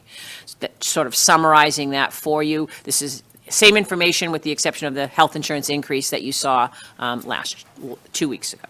But just we want to just keep telling you and keep bringing it forward so that everybody's aware of the numbers that we're looking at and the numbers that we're working on. So what are we doing about that? And that's really the big question, right? So what are we going to do? What are we reviewing in this budget process to kind of work to make sure that we're balancing out what we have available for funding and what our student needs are, because we, have a commitment to making sure that we're meeting student need. So we kind of put those into 4 buckets moving forward: supplemental funding sources, which I'll talk about, district-wide resourcing review, enrollment adjustments, which we're accustomed to, it's what we do typically in Beverly, and then resourcing at the staff building level. And remember, I talked a little bit about using that zero-based budgeting lens this year as we met with principals and looked at what was needed in different buildings. So supplemental funding sources, what have we looked at? Well, at F&F 2 weeks ago, we moved forward with recommendations on increasing our building rental income, in building rental for, use. We're going to hear more about that, I think, when we get to the committee reports, by a 5% increase. We are looking at setting the CISL tuition rate. CISL is our student exchange program. For those of you who don't know what that is, we host several foreign students in our building each year. The tuition was set at about, I think, $16,000, and that was a number that had not been revisited for a while. $21,150 is what we anticipate to be the per pupil. That's FY24's per pupil. That's what we have listed. So we have we have set that as a new tuition rate. Checked in with Mr. Thomas earlier. We're on par with where we are usually at this point in the process for students that are requesting to come, and so we were able to do that. I mentioned briefly to all of you, taking a look when we vote on our school choice seats, are there more availability for us to open more seats? And that's just another funding source that we could consider. And then the fourth one that these are sort of the recommendations that we're bringing forward. The tuition in students, we sometimes tuition students into some of our special education programs from other communities. We had a set rate that was set in the past 10 years ago, maybe. And so we are going to tie the cost of a tuitioning in a student to the same cost that the consortium holds at the consortium. So that seems to be a practice that's catching on across a lot of the communities around us. It seems to be sort of more of a norm. So those 4 things, we believe, depending on the committee's vote around school choice, will impact the ability to kind of identify supplemental funding sources that, easily. We also spoke 2 weeks ago. These are more review items, not what we need more information on, and Emma is working right now with each of the department heads in each of these areas just to identify. So we have last updated our fee structure for athletics and transportation in FY13. So at minimum, we believe that it's good practice to take a look. How are our fees aligning with our communities around us? What are our needs? We do know that some of our revolvings, we are lower than our carryover would like to be. However, that information, this is in an information gathering stage right now. We're trying to figure out what that information looks like, what that data looks like, and we'll probably be bringing that forward in the next couple of weeks, just for consideration. That's something that will come forward. Likewise, our preschool tuition has not, so the program expanded from half-day to full-day in FY '22, but we have not revisited the tuitions for those. And so, again, a review of those tuitions, what are our surrounding communities in public schools looking at for preschool tuitions, what are our private schools, what are the possibilities that we might have there. And then the fourth item is just bringing forward on the table, revisiting elementary strings. The last time we charged instrumental music was in FY '20. We have an elementary strings program in 4th grade this year. We would be thinking about if it's something that our families really want to go forward. Is that something that we might consider as a way of sort of making it self-sufficient on its own, so that it's not something that is looked at as something that we have to figure out. So those are just some ideas. Again, we're in the idea stage. We're trying to look at every possibility that we can around supplemental funding sources. These are district-wide considerations that we have, and these are this is a broad brush on what we're doing. We know that our BPS Connections was a program that we brought in 3 years ago. We've had, it's been a real positive contributor to work that we do and meeting the needs of students in our buildings. So what we want to do is take a look at it and identify the needs at each building and maybe at each level and resource accordingly. So that's one of the areas we'll be working with Megan Sudak on. Buildings and grounds, we may have some staffing opportunities to address some of our contracted services, which are running over budget just due to some of the costs and expenses that we have. In nursing, we're looking at grant opportunities. One of our nurses is funded right now on a DPH grant that is going away, so taking a look at are there other grant opportunities to fund that. In central office, we're thinking about reorganization of responsibilities. There may be some attrition going on in central office. I'm not really sure. A couple of people retiring and just looking at reorganization of responsibilities, and are there any opportunities there for us. Transportation, again, we always look at our route and staffing optimization within our transportation building. In technology, we're looking at our staff and student equipment replacement cycle. We had some discussion a couple weeks ago about that. That's ongoing. We're really taking a deep dive and looking at that, as well as our license review. And kudos to Steve Palomo, who has been working really hard with some of our vendors and has realized some decreases in some of our licensing costs, significant, and so we're going to have them keep doing that. It's a good way for us to take a look at being able to still do what we're doing, but not spend as much money on it. And then finally, food service, we carry the equipment repair costs in our budget, but we can shift those costs to food service, which you all know is not part of the appropriated budget. So those are some district-wide considerations that we have going on as we work. Again, always looking at enrollment adjustments. This is not a new thing. We looking at class size guidelines and targets around elementary class configuration, and looking at whether or not we are watching certain grade levels or classes for making sure we're staying under the targets that we have. Also looking at the corresponding support staff needs. Again, we had 2 extremely large cohorts move from the elementary to the middle school. That requires us looking at making sure we have the resources available for them at the middle school, and and do they allow for any adjustments that we might need to make in elementary with lower numbers of students. This includes looking at special education, reviewing schedules and caseloads, and determining whether or not resourcing needs to be adjusted or shifted based upon what we have in the district. We are looking at resourcing of staff at the building level, and again, we talked a lot. I think that we have spent a lot of time with our principals this year, really looking at that idea of a zero-based budget lens. We know that we have lower enrollment in grade 9. Mr. Thomas has been working with his freshman academy team and having discussions and conversations about, the fact that this would be almost the second year in a row. So kind of caught us off guard last year. We had 289, I think, in freshman class this year. We only anticipate about 270. Unless we do some school choice work, which we have room for. But what do those adjustments mean, and how do we make sure that we are aligning the number of sections that we have and the coursework, the course sizes because we don't want to run courses at an under target number, right? So I think that we have a few classes that might have snuck through at 14, 15, or 16, and those numbers are way too low. So looking at making some adjustments around that and making sure we're hitting some of those target class sizes. In grades 5 and 6, again, adjusting for larger cohorts, whether that means a 3-person team or whatever. That is, they have 379 and 371 in 5th and 6th grade, which are really large class sizes. And so just taking a look at that and making sure the resourcing is in place.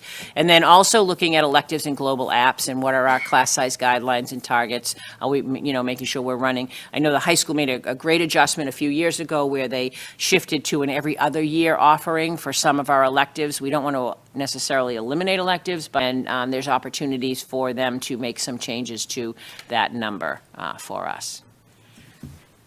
And our next steps, we'll just continue our budget meetings with building principals and department heads to do the reviewing of enrollments and staffing. We're reviewing all of our costs, exploring those revenue opportunities, and then after that, we'll be reviewing all the requests and creating a proposed budget, collaborating with the city, and coming forward to you with some of the information that we've put together. So that is what I have just as an update for you this evening, kind of making sure we're keeping all the information front and center for everybody. Dr. McKenzie, DeFranza first, then Ms. Robinson. Thank you. I know this is always a very busy time. I'm wondering for specific issues that we're hearing about with regard to requests, when do we hear more about how feasible those are? So in my case, I would say some of the questions that have come in have been about our plans for the libraries for our elementary schools, and I'm not sure when we would have more specific conversations about those types of requests. Yeah, those are all the things that we are working through right now. That's been part of the discussion and conversation. I would anticipate either in 2 weeks or 4 weeks. Those are, as I come forward, we're kind of checking things off each time that we go. I think we need to really look at what we have available. We mostly want to make sure that we have a good, clear understanding of what our resourcing needs to be to make sure that we're meeting the needs of the students in the way that we do it, holding that high expectations and making sure that we have that. That includes discussions about library. It includes discussions about other things like instrumental strings in the elementary. Those are all questions, things that we're trying to make sure we can account for. Ms. Robinson. Thank you. So every week when I read the warrants, still for years, I'm just blown away by the cost of transportation. Is there any possibilities we can work with other districts to? That's a great question. Did you know about this one already? All right, so we have a group. So the North Shore Consortium has put together a group that is working specifically on regional contracts for special education and homeless transportation. So right now, how it works, every single city or town, when they have a student who needs transportation to an out-of-district placement, they have to pick up the phone and call a vendor and try to individually negotiate a contract for that student. And as the year goes on, those contracts and those bids get higher and higher and higher. So the superintendents the board of the North Shore Consortium is superintendents. We came together and did a regional study, and we have an RFP out actually right now for regional routes, so it may be that a vendor may bid to take, they're all going to Carroll School and wherever that is, Lexington, is that in Weston, I don't know where it is, but somewhere down 128. And so, Hamilton Wenham might have one student who's going there, and Beverly might have two, or, somebody else. And so instead of us contracting, we're putting together, and they have collected all that data, and they're going to, and sort of offer a rate from a vendor that we could choose to use or not coming forward. And I don't know what we'll realize for savings. We all are hopeful that depending on how it works and how it goes, at least it's trying to say to vendors, we're going to almost come together and look for a better price. And if you're not part of the, solution, then you're not going to maybe have as much business as you have. So it might just be a way to kind of force them to kind of become a little more realistic around some of the bids that they make on that. So it's a really great opportunity. It's being spearheaded by the, I think in Peabody, the business manager in Peabody, I think, is running the bid process for the consortium. And so we're hopeful that that will bring some savings to us. Yeah. Thanks. Ms. Visnick. Similarly, and I've brought this forward before, we spend a lot of money on quote-unquote B&G contracting, where we're supposed to be in a collaborative with our own city. And the city has several Consolidated services. unfilled... Consolidated services. Not collaborative, but consolidated services. Consolidated. Yeah. Okay, sure. Consolidated services, and there are several unfilled positions on the city side. And what that means for us is that we always have to use a contractor because there is no one on the city side for us to use. I, as in my role as chair of FNF, I'm very opinionated that I don't believe that consolidation has played out the way it was originally envisioned. Fantastic idea, but we're not seeing any savings from it. And even when there is someone on the city side, I feel, my opinion, that if there's something that needs to be done in the schools, we're the last job that gets done. So the priorities are city employee takes care of all the city stuff and then comes to the schools, if there's even a city employee for us to use. So we've talked briefly before about unconsolidating. I know we're crazy busy right now. But I would like to put that on the table, and I'll look right at you because you'll be like, sure, somebody can look at that. I'll put it on the list. But in all seriousness, it is it's not financially responsible for us right now to continue to pay contracting fees for every time we need something, HVAC, electrical, etc. And if, in fact, we could unconsolidate and hire our own person, then I have to imagine that we would save money. So I would love for us to have that conversation. I understand that from a line item point of view, it would look like our FTE part of the budget is going up, but it would save us money. So there's a lot to unpack in that question. And I don't think that the purpose is to unpack it right now, but I do want to point out, we do have on our, sort of list of priorities that we're reviewing, taking a look at within our B&G specifically at any staffing opportunities that we might have to address that. So if there's opening or vacancy somewhere, how are we filling that and what are we looking to do that? And is there someone that might have HVAC or electrical experience or, and trying to do that within the parameters of not, of whatever other obligations different unions or groups may have, so that it's something that we can do. And so that is something we do have that as a priority, taking a look at some of the individual areas of contracted services that we're kind of running over on.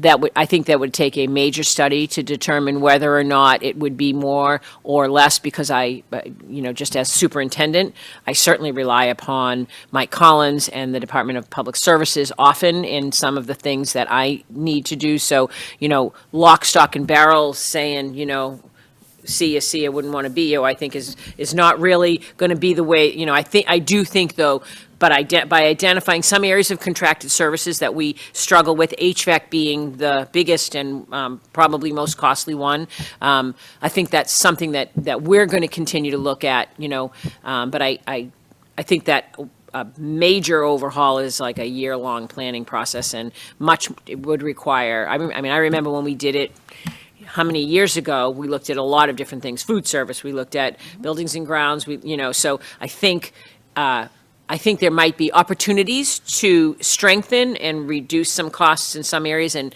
we've been working very hard on looking at those. I and I'm happy to pass on to next year's group if you want to do major overhaul, or examining things. That would be the time to. It would take a lot of. It's a big undertaking. That's all. I understand that. I appreciate that. Yeah. Thank you. Yeah. I think that it's kind of like when we visit every so often, whether we vote in our schools or not. And we talk about that every so often, and then nothing changes. So at some point in time, if we really think that we want to do it, then somebody has to take on that big study. So thank you. Ms. Robinson. Thank you. Can you just go into a little bit more detail about reorganization of responsibilities at central office? Yeah, I just didn't. Well, we have two folks that are retiring, and I think it's just a matter of we're going to review and revisit and look at responsibilities and determine, how that would look, whether there's some attrition opportunities that we can take availability of or not. So that process is a review and a revisitation of it, but certainly everything's on the table to take a look at when you especially when you have big change or something like that. So I mean, I don't have specifics because we haven't actually been too deep into it, but it's just something that we certainly are considering and looking at.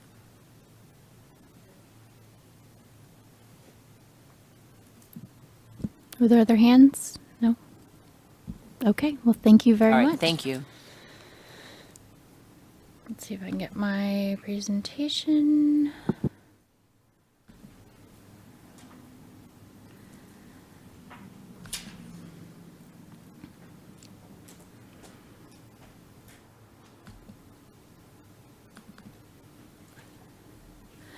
Okay, I think it jumped ahead already. Today is March 12th. I just have a very brief superintendent search update for the committee. Start off with our mission statement. We're checking off a lot of boxes. We still have a lot more to accomplish. The screening committee, as of Monday, was supposed to submit questions to the facilitator for the screening committee as potential questions to ask semifinalist candidates that come in for interviews. The facilitator is coordinating that entire activity and will be bringing that list to our next meeting, which is Monday, March 17th. Also, the opening for applicants is through March 15th, which is Saturday evening. On Sunday, the facilitator will be vetting all of the applicants to make sure they're complete and appropriate, and then providing them to the screening committee via a sort of an online Dropbox type of platform, where the screening committee has some homework to do Sunday evening in advance of that Monday meeting, so that the semifinalists can be determined on Monday. And then the interviews can be set up.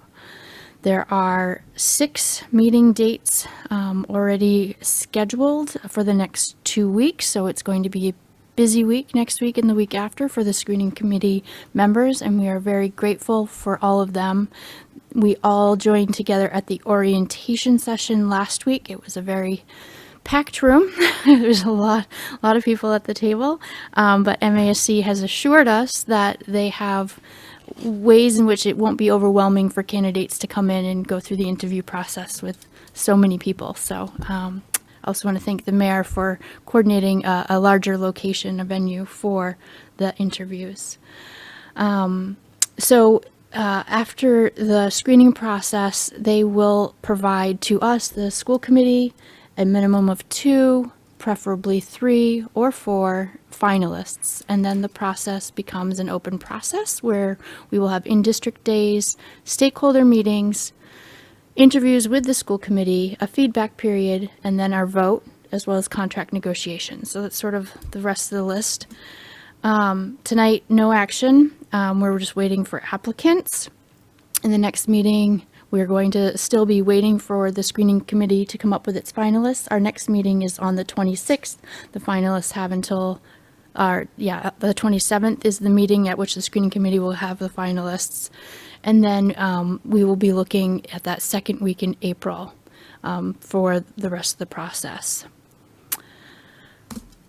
Okay, timeline is being kept up to date on our district webpage, so we're kind of smack dab in the middle of this process that I've just described. And just restating again, the applications to apply for the superintendent position is March 15th. That's a Saturday. We have meetings with the screening committee for the semifinalists, and then those full-day visits and interviews with the school committee. Should have left it up there in case anyone had any questions, but just a brief recap of where we're at. Were there any questions?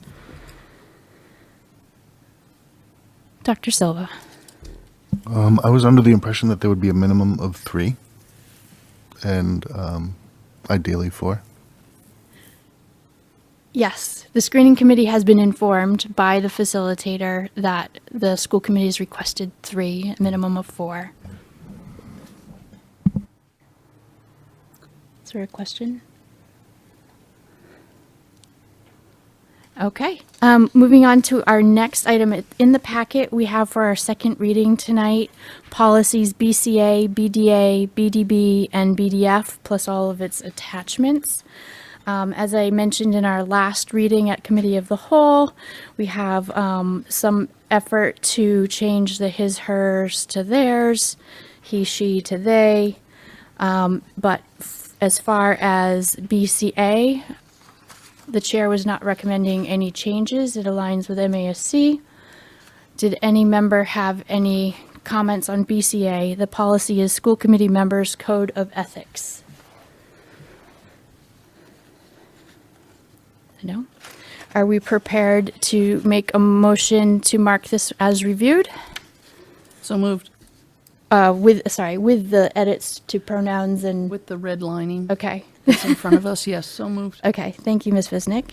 Is there a second? Second. Thank you, Ms. Coelho. Any additional comments or concerns?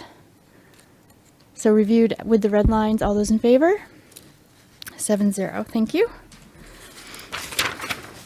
For the next one, the chair took the action item to discuss with the city solicitor the language of our policy.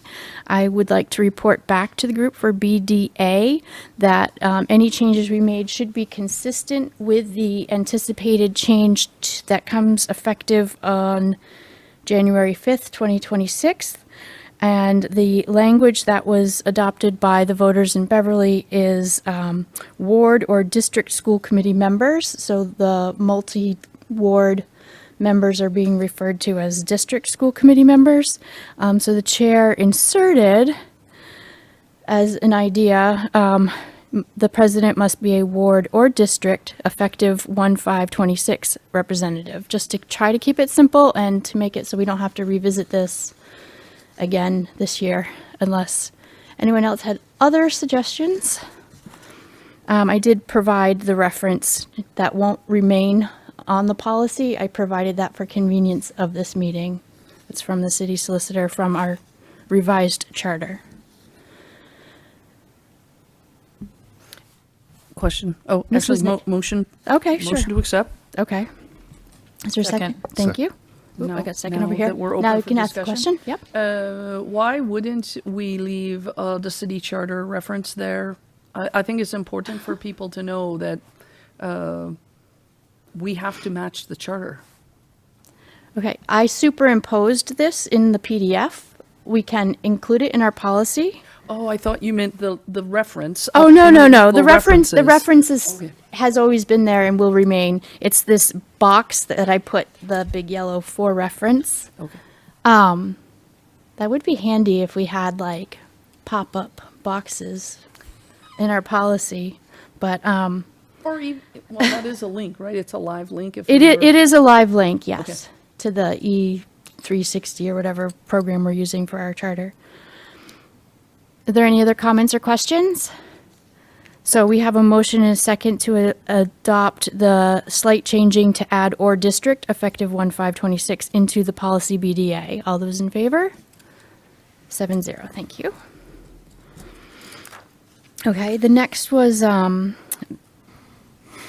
taking these a little bit out of order. It's in order still. BDB, this is the school committee officers' powers and duties.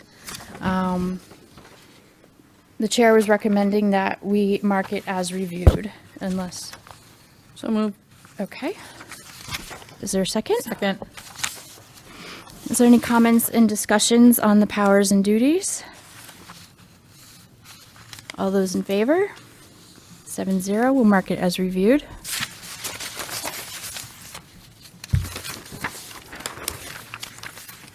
And then finally, BCA is the School Committee Member Code of Ethics. And again, this is one where we're looking at the pronouns and changing the his, her to their, and the he, she to they. I thought there was one subject verb agreement, but I don't think it actually remains now that it's a they. So the chair would recommend that we mark it as reviewed with these minor edits. Madam President, I'm, Which one are you on? exactly, I'm, B. I, Oh, did I go back to the? Yes, I you went did. I back believe to the you wrong did. page? Okay. instead of moving forward. Instead of moving forward. Goodness gracious. I'm telling you, I'm not having a day. BDF. Okay, which one is this? BDF. Advisory committees to the school committee. I did not find any changes to be made on BDF, and so the Motion to chairs, approve. to mark as reviewed? Yes. Okay. Is there a second? I'm seeing in my copy, I mean, maybe it's just my copy, but advisory has a 01 instead of a OR. Oh, I yeah, mean, okay. it's Well, throughout the whole document. There's committee with, I think there was a PDF that was un-PDF'd, and I think that's what happened. I un-PDF'd Donna's PDF, and I think it did character recognition. okay. All right. I will revert to Donna's version that has the correct characters there. Okay, I was trying to mark the his, her, and theirs, that's fine. and yes, un-PDF'd, sorry. Similarly, in like line E, a 6E, 6E as an egg, the Yep. word committee Oh, has yeah, been committee, yeah. It manipulated. doesn't really exist. That only exists in this working draft. Sorry. That's the drawback of un-PDF sometimes. You gotta watch for that. Okay, so we had a motion and a second to mark as reviewed. Are there any other comments or questions? All those in favor?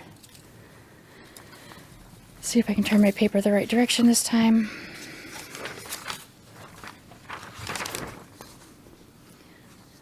BDFA. BDFA school councils. Chair recommends marking as reviewed. So moved. Second, Thank you, Ms. Visnick and Dr. Silva. Were there any edits or corrections? All those in favor, marking as reviewed. And then an accessory policy to this is the school improvement plans. The chair recommends marking as reviewed. So moved. Thank you, Dr. Mackenzie DeFranza, Ms. Visnick. Any edits or corrections? All those in favor of marking as reviewed. Thank you. Okay.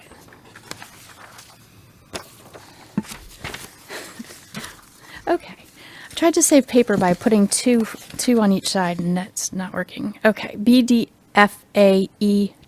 submission and approval of the school improvement plan. Mark is reviewed. So moved. Thank you. Second. Thank you. Any edits or corrections? Comments? All those in favor? One more. Marked as reviewed as of tonight. And then conduct of school council business. This is again an accessory to the policy BDFA. It's E3, and it just talks about how the school councils operate. Mark as reviewed. So moved. Thank you, Ms. Visnick, Ms. Robinson. Any comments or edits? All those in favor? Okay. That was it for policies. In terms of upcoming meetings, I know I've just mentioned a few of them with the screening committee and then with our school committee interviews happening in April. I do want to point out that our next meeting together as a group will be our committee of the whole meeting on the 26th. And I'd kindly like to ask this committee to push the meeting to 8 p.m. so that members of the screening committee have an opportunity to potentially be in an interview and have a break and then come over. Is 8 p.m. and it would also allow F&F to potentially have more time I was just looking across the way at my cohorts in crime over there, trying to hide at the back table. Do we want to start at 6:15 and have extra, or do we want to maybe start at 6:30? We can decide that. We can decide that offline. I'd Okay. move on the 8 PM, so moved. Okay. so Second. I think for scheduling, I don't think we need to vote, but Oh. we will do that. Mayor and Lorinda, okay. Everyone okay with 8 PM start for Committee of the Whole? Yes.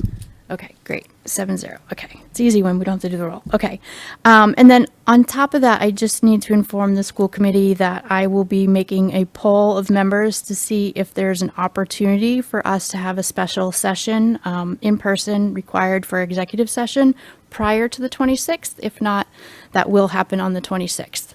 And I just recognize with an 8 PM start, it might be a later evening. But I will poll to see if there's a common day that we all could have a quorum in-person meeting. Okay? Ms. Visnick, I'm going to turn the microphone over to you. You have F and F, if you would give us your chair's report. Thank you, Madam President. Facilities and Finance last met Thursday, February 27th. And many of the items we covered in that meeting are actually coming forward this evening for review and votes. I'd like to thank the members of FNF because it's our second or third meeting in a row that we did not, in fact, meet when we originally planned. We've moved off of Wednesday nights for a number of reasons lately. Last meeting, we moved off of Wednesday night over to Thursday night to accommodate all those who wanted to attend the Food Fight program, which featured a number of Centerville students at the Cabot Theater. Another note of thanks, as long as I'm hanging out in the thankful land, to our elected city officials on the city side, City Council President Julie Flowers and now Ward 3 Representative Steve Crowley take turns. It had been Julie and Todd Rotundo, and again, it was Steve's first meeting, Mr. Crowley's first meeting, and you give him a curveball by making him come on a different night. So really appreciate the fact that they're involved, especially as we move into budget season, and they make the time to come join our F&F meetings. So appreciate that. One point of discussion that I wish to read out that's not coming in front of us for a vote was a very detailed discussion of portions of our budget and finances, specifically revolving accounts and federal grants.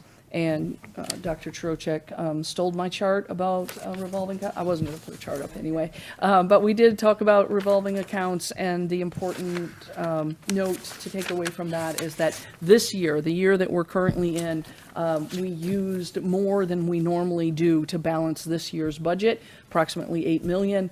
And that means that the balance that we have to carry forward to use for next year's budget is somewhere on the order of $5 million. So we talked about that. If you're interested, I encourage you to hit up BevCam, watch the recording. And then I asked Emma to put together, and it was a wonderful presentation on all the different federal grants that we get, given what's going on at the federal level right now. I'm very concerned about what the impact might be on our school district.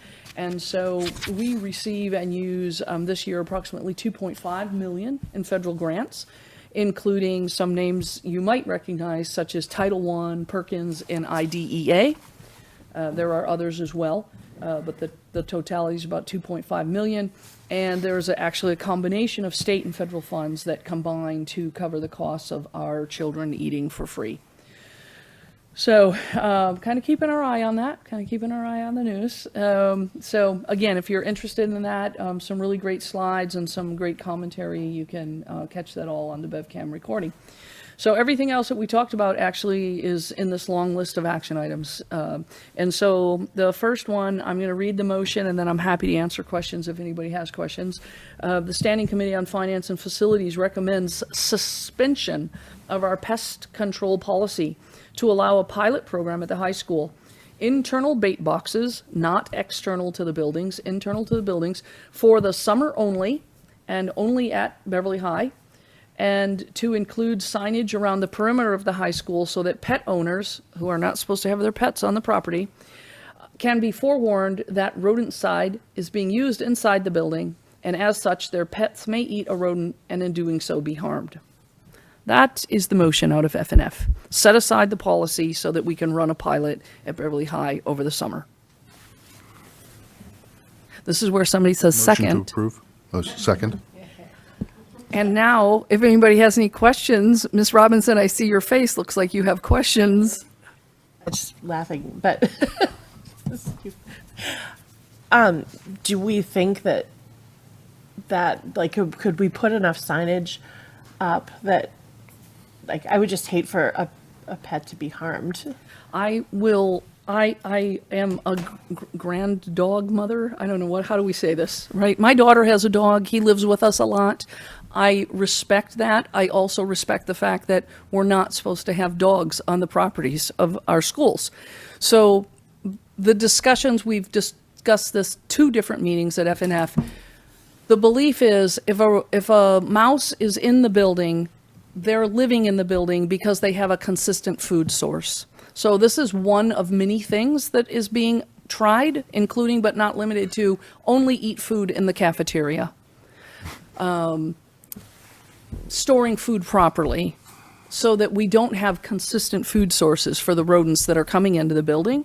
And my understanding is from our head of B&G that this particular type of bait box, if you live in that building and you go in there and you eat that bait, you are ending your life in that building. You are very highly unlikely to come out of the building. So I think the combination of the signs, the fact that you're not supposed to have your pet on the grounds of the school anyway, and the expectation that the rodent will die in the building, made me feel comfortable with it as a pseudo pet owner. Yeah, oh, do I get to call on you? You can call on yourself. Well, it's your mic.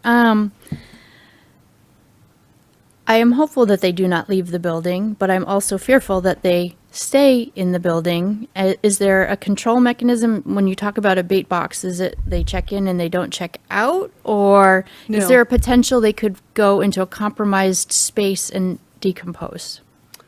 That is absolutely a possibility. Exactly. Again, I wish everybody could have been in the 2 different conversations that we had over 2 different months. We have to do something, right? We made, I don't think, let me put it this way, I don't think you would want to work in a building with that problem, and we don't want our staff or our students to be in buildings with that problem. The high school will be much less occupied in the summertime, which is why we said we'll go do this pilot in the summertime. And we're gonna, we have to try to do something. So in the grand scale of things,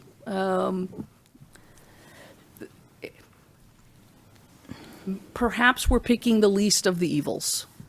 I wonder if we could recommend to buildings and grounds, if you smell something, say something, like a campaign, just like we're doing outside for the pet owners. But I think that might be a way to like identify things early. I don't know. I grew up in rural New Hampshire, and it was just a way of life to have field mice, but Right. this is So, a different Bob situation. Shirley tells us that he's doing other things as well, including, replacing and checking all of the door sweeps. I'm really not a building maintenance kind of person, but, and again, if they weren't coming in the building and finding a consistent food source, then they wouldn't be in the building. So part of that is how do we don't want our students to be hungry, so we say, yeah, sure, you can bring your snacks into the classroom. But then that puts us in this compromised position of there's a consistent food source for the rodents in pretty much every room in a building. Mm-hmm. And I made a joke a couple meetings ago about who moved my cheese. That it's a management book, but it really is like, well, there's a certain mouse in that book who says, why would I bother moving? I have an infinite food source. So there, art imitates life.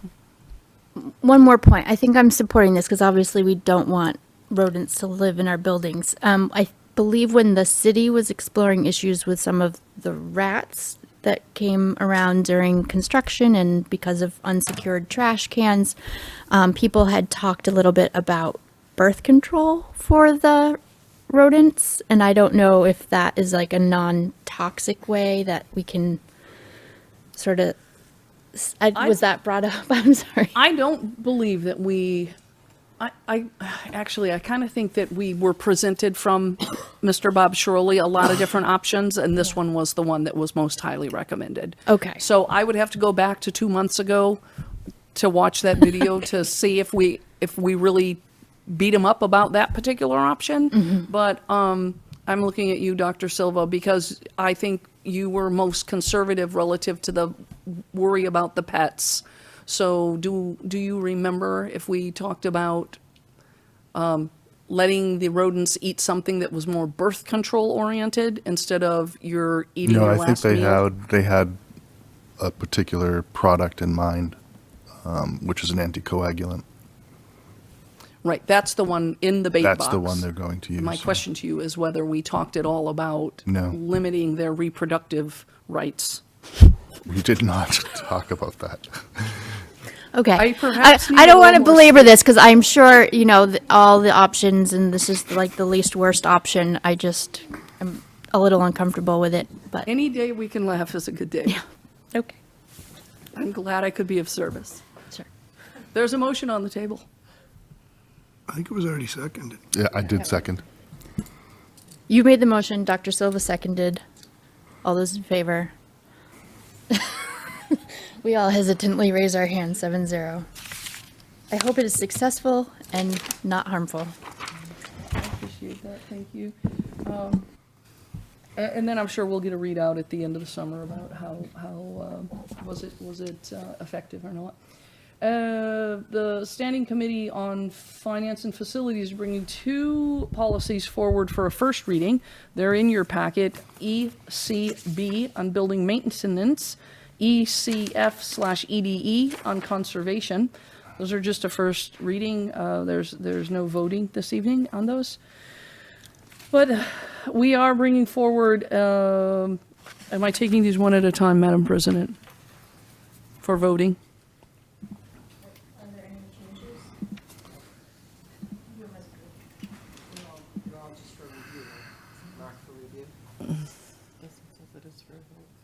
Yeah, but the issue is I have 50 million, hold on, I have, here's my FNF policies.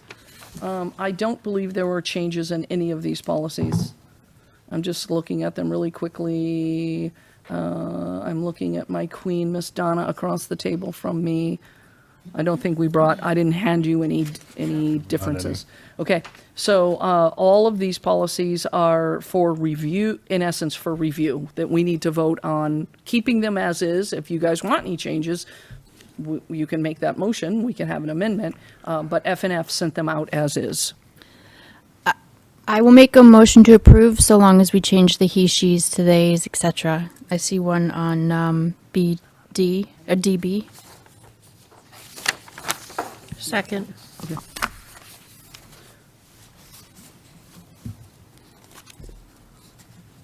there anything else from anyone? So we vote on them in a block. Yes. I'm confused. I understand the sentiment on the fiscal management goal policy. I just am struggling to understand how fiscal matters are ancillary. If we can't pay for something, we can't do it. I'm sorry, in the paragraph that starts with because, which, interesting, not just a sentence, but a paragraph beginning with because. The second sentence, I think, third line, maybe just to have said it is enough. Like I said, I understand that the sentiment is to try to keep our focus on what's needed. It's just it's hard to ignore what there is and is not money to do at the end of the day. So just to have flagged that. I will offer, as I contact MASC on the other matter of question that we had earlier in CISL, I will add this on because I also don't like the passive sentence, and as you pointed out, it's just kind of, yeah. I will point this out to MASC as an opportunity for them to rethink their sample policy that we've adopted. Thanks. All right, so we want to huck that one out of the list. We'll put that one on hold. No, we can still vote it. I just wanted to flag it, that's all. Okay. I If think you, as a packet, we can bring it back forward. We if will you- see it in the MASC updates once it cycles through. I think, yeah. I think, for those people watching at home, this policy does come directly from MASC. It's not a Beverly policy. So going to MASC to find out about it is the right move. So as a packet, was there anything else anyone wanted? All those in favor? 6-0 with 1 absent. Okay, the Standing Committee on Finance and Facilities recommends approval of the attached January 2025 gifts to schools with gratitude, totaling $7,153.40. That is my motion. Second. I heard Dr. Silva. I don't know who Ms. Bergeron recorded, but with gratitude, all those in favor of accepting the gifts to schools totaling $7,153.40, 770. Okay. Okay, next, the Standing Committee on Finance and Facilities recommends approval of the attached budget transfers. There are 2 of them, numbers 1033 and 1554. That is my motion. Second. Any questions or concerns about the transfers? I thank Ms. Puglisi for labeling the tops of them so we can easily understand what these line items represent. No questions? All those in favor of the transfers? 7-0. Standing Committee on Finance and Facilities recommends approval of the attached other state and federal grants totaling $7,900. That is my motion. Second. Are there any questions about the grants? It looks like it's an actual increase. All those in favor? 7-0. Standing Committee on Finance and Facilities recommends approval of the new high school activity account, the class of 2028. That is my motion, and I'll remind people that we're doing our best to adhere to our own policy, which is that every single time there's a student activity account that either comes or goes, a class graduates, a class comes in, or there's a new club sport, they have to file a request to start their own revolving account. And we were a little bit behind, so we caught up at the beginning of this year, and now we're seeing this activity. So this is an example of somebody doing the right thing. We appreciate, and the class of 2028 now wants to start doing their own fundraising, I'm sure to defray the cost of their prom. I will second that motion. Are there any questions? Thank you for that explanation. All those in favor? 7-0. Whew. The Standing Committee on Finance and Facilities recommends approval of the changes to the building rental forms and fees. And another little note here, this is not the end of the changes. This is a change that we know we were not charging a rate that was high enough to cover the overtime of the workers who were covering, the moving of the desks and the chairs. So the general summation of this change is that there's now a graduated fee schedule for how much furniture you need moved, and there's a different fee for if you need electronics help.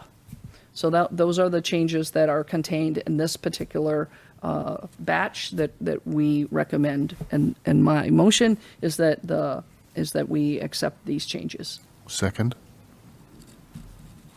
Are there any questions for Ms. Visnick or the Executive Director of Operations or Finance Director? All those in favor of the updates as presented? 7-0.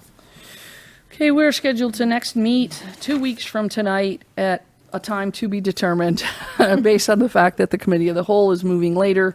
Yeah. It's posted for 6:15 as of now.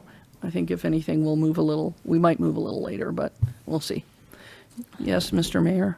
If I, just to be clear, some things come with a 3-hour minimum, right? And they're asterisks by them, and these are really small print documents. And should there be an asterisk by any of the new ones?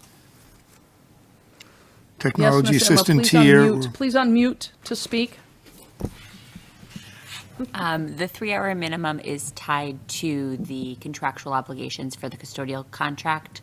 Largely, that is written into the contract that overtime occurs in a minimum of 3-hour blocks. Right. So if we were to schedule someone, so it is attached, the asterisk is attached to the site supervisor, the custodial workers, the CAF workers, similarly contracted, and would not necessarily apply to the technology because because they are not covered by a union contract. They're individually employed by the district. Okay.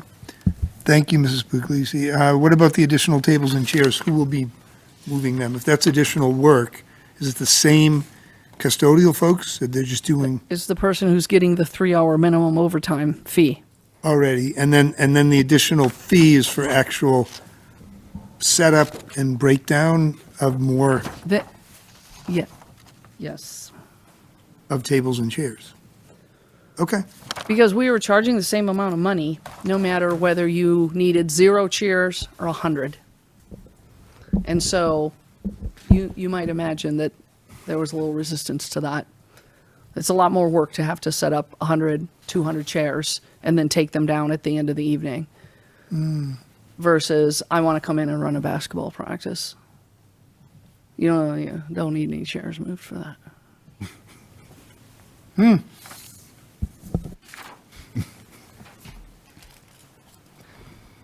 I'm done. Okay, thank you for that report. Next, we'll move for our report from the Curriculum Instruction and Student Life Chair, Dr. Kenna McKenzie DeFranza. Thank you for that. So our committee met today, right before this meeting.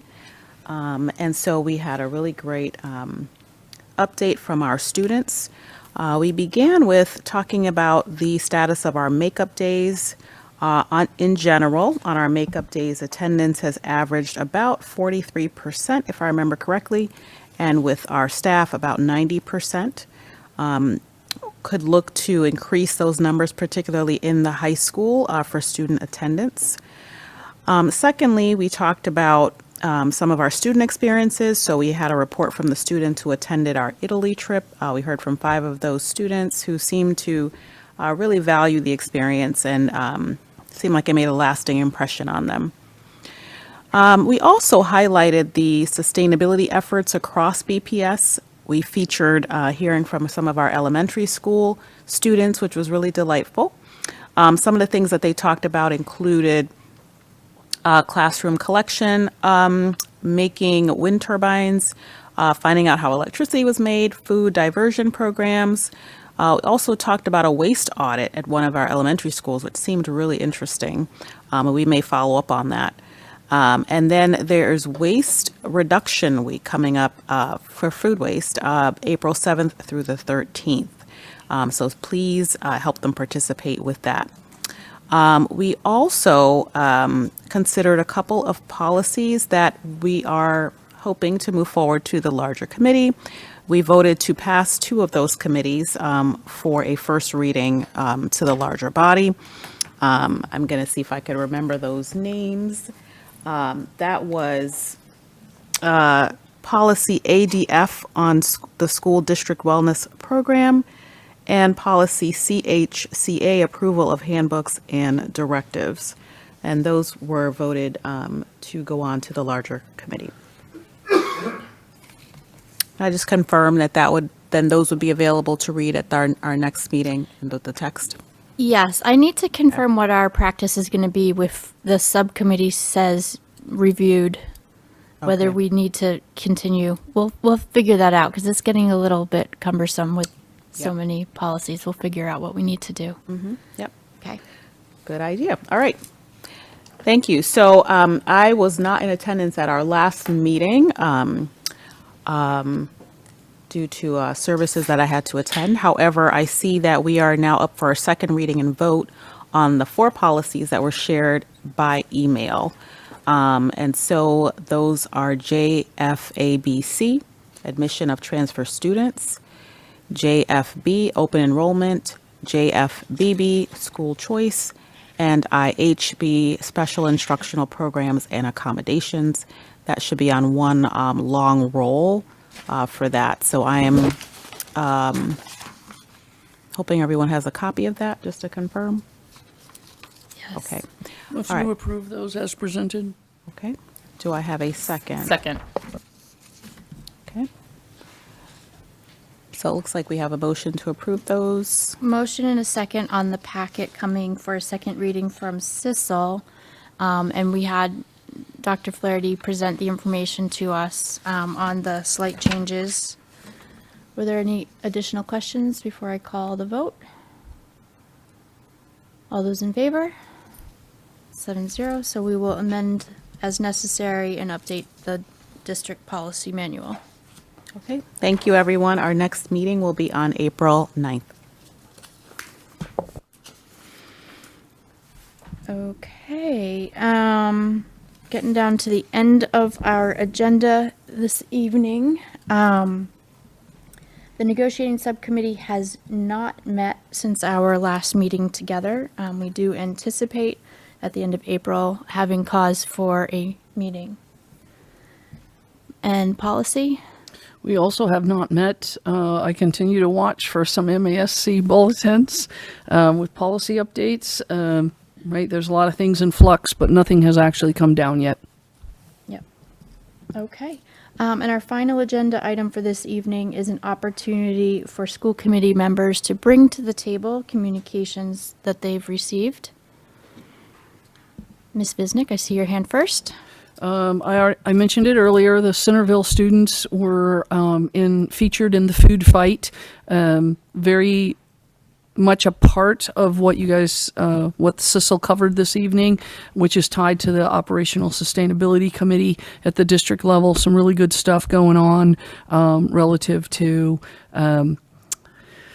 everything conservation related. And hopefully there is, Christina Leal is going to write a grant to get some equipment for this school so that this school can begin doing a share table just as our elementary schools are doing. So if we can reduce the amount of food waste, that is the number one goal.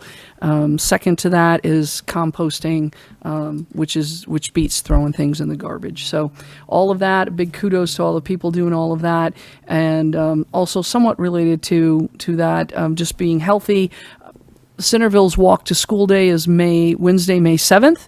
I think the other elementary schools try to align, and so if people want to mark their calendars, it will take you longer to drive when there are hundreds of students walking to school. So you have plenty of advance notice. May 7th is the day. Thank you. Is there, I think I saw Dr. Mackenzie Franza and then Ms. Coelho. All right, so I just have a couple of things. One of them was with regard to the start time in the morning for the elementary school. In particular, a parent from Cove asked about an earlier start time that they were finding out about. I believe that start time would go to 7:40 a.m. So just wanted more clarification on that. I did speak to Dr. Trotrick, so I'd rather she probably explain it a little better as to the decision-making around that. The second one was about libraries, which I brought up previously when we had our budget conversation, so I think we already had a discussion that we would talk about that in more detail in a couple of weeks, but maybe the start time, we can talk about that a little bit.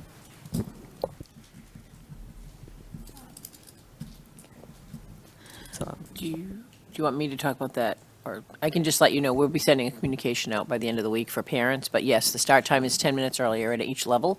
And that's in accordance with the extension of the student learning time that was agreed upon through the contract. necessary for a couple things. But there's a communication that we'll be sending out to families. It's either tomorrow or Friday. We just are waiting on approval on that one, so. Thank you. And then Ms. Coelho, I saw you had your hand. Yes. So if you have a Beverly Middle School student, or you do not, but you would like to participate and help them raise money, Beverly Middle School is having their Spring into Waffle Land fundraiser, so they can raise money for Nature's Classroom for this year's kids. If you did not get a link or need the QR code, I will post it on my school committee Facebook page. Thank you. Did anyone else want to bring anything forward? Okay, I will entertain a motion to adjourn. So moved. Thank you, Ms. Visnick. Second. Thank you, Ms. Coelho. It's not debatable. All those in favor? 7-0. We are adjourned. Thank you, BevCam, so much.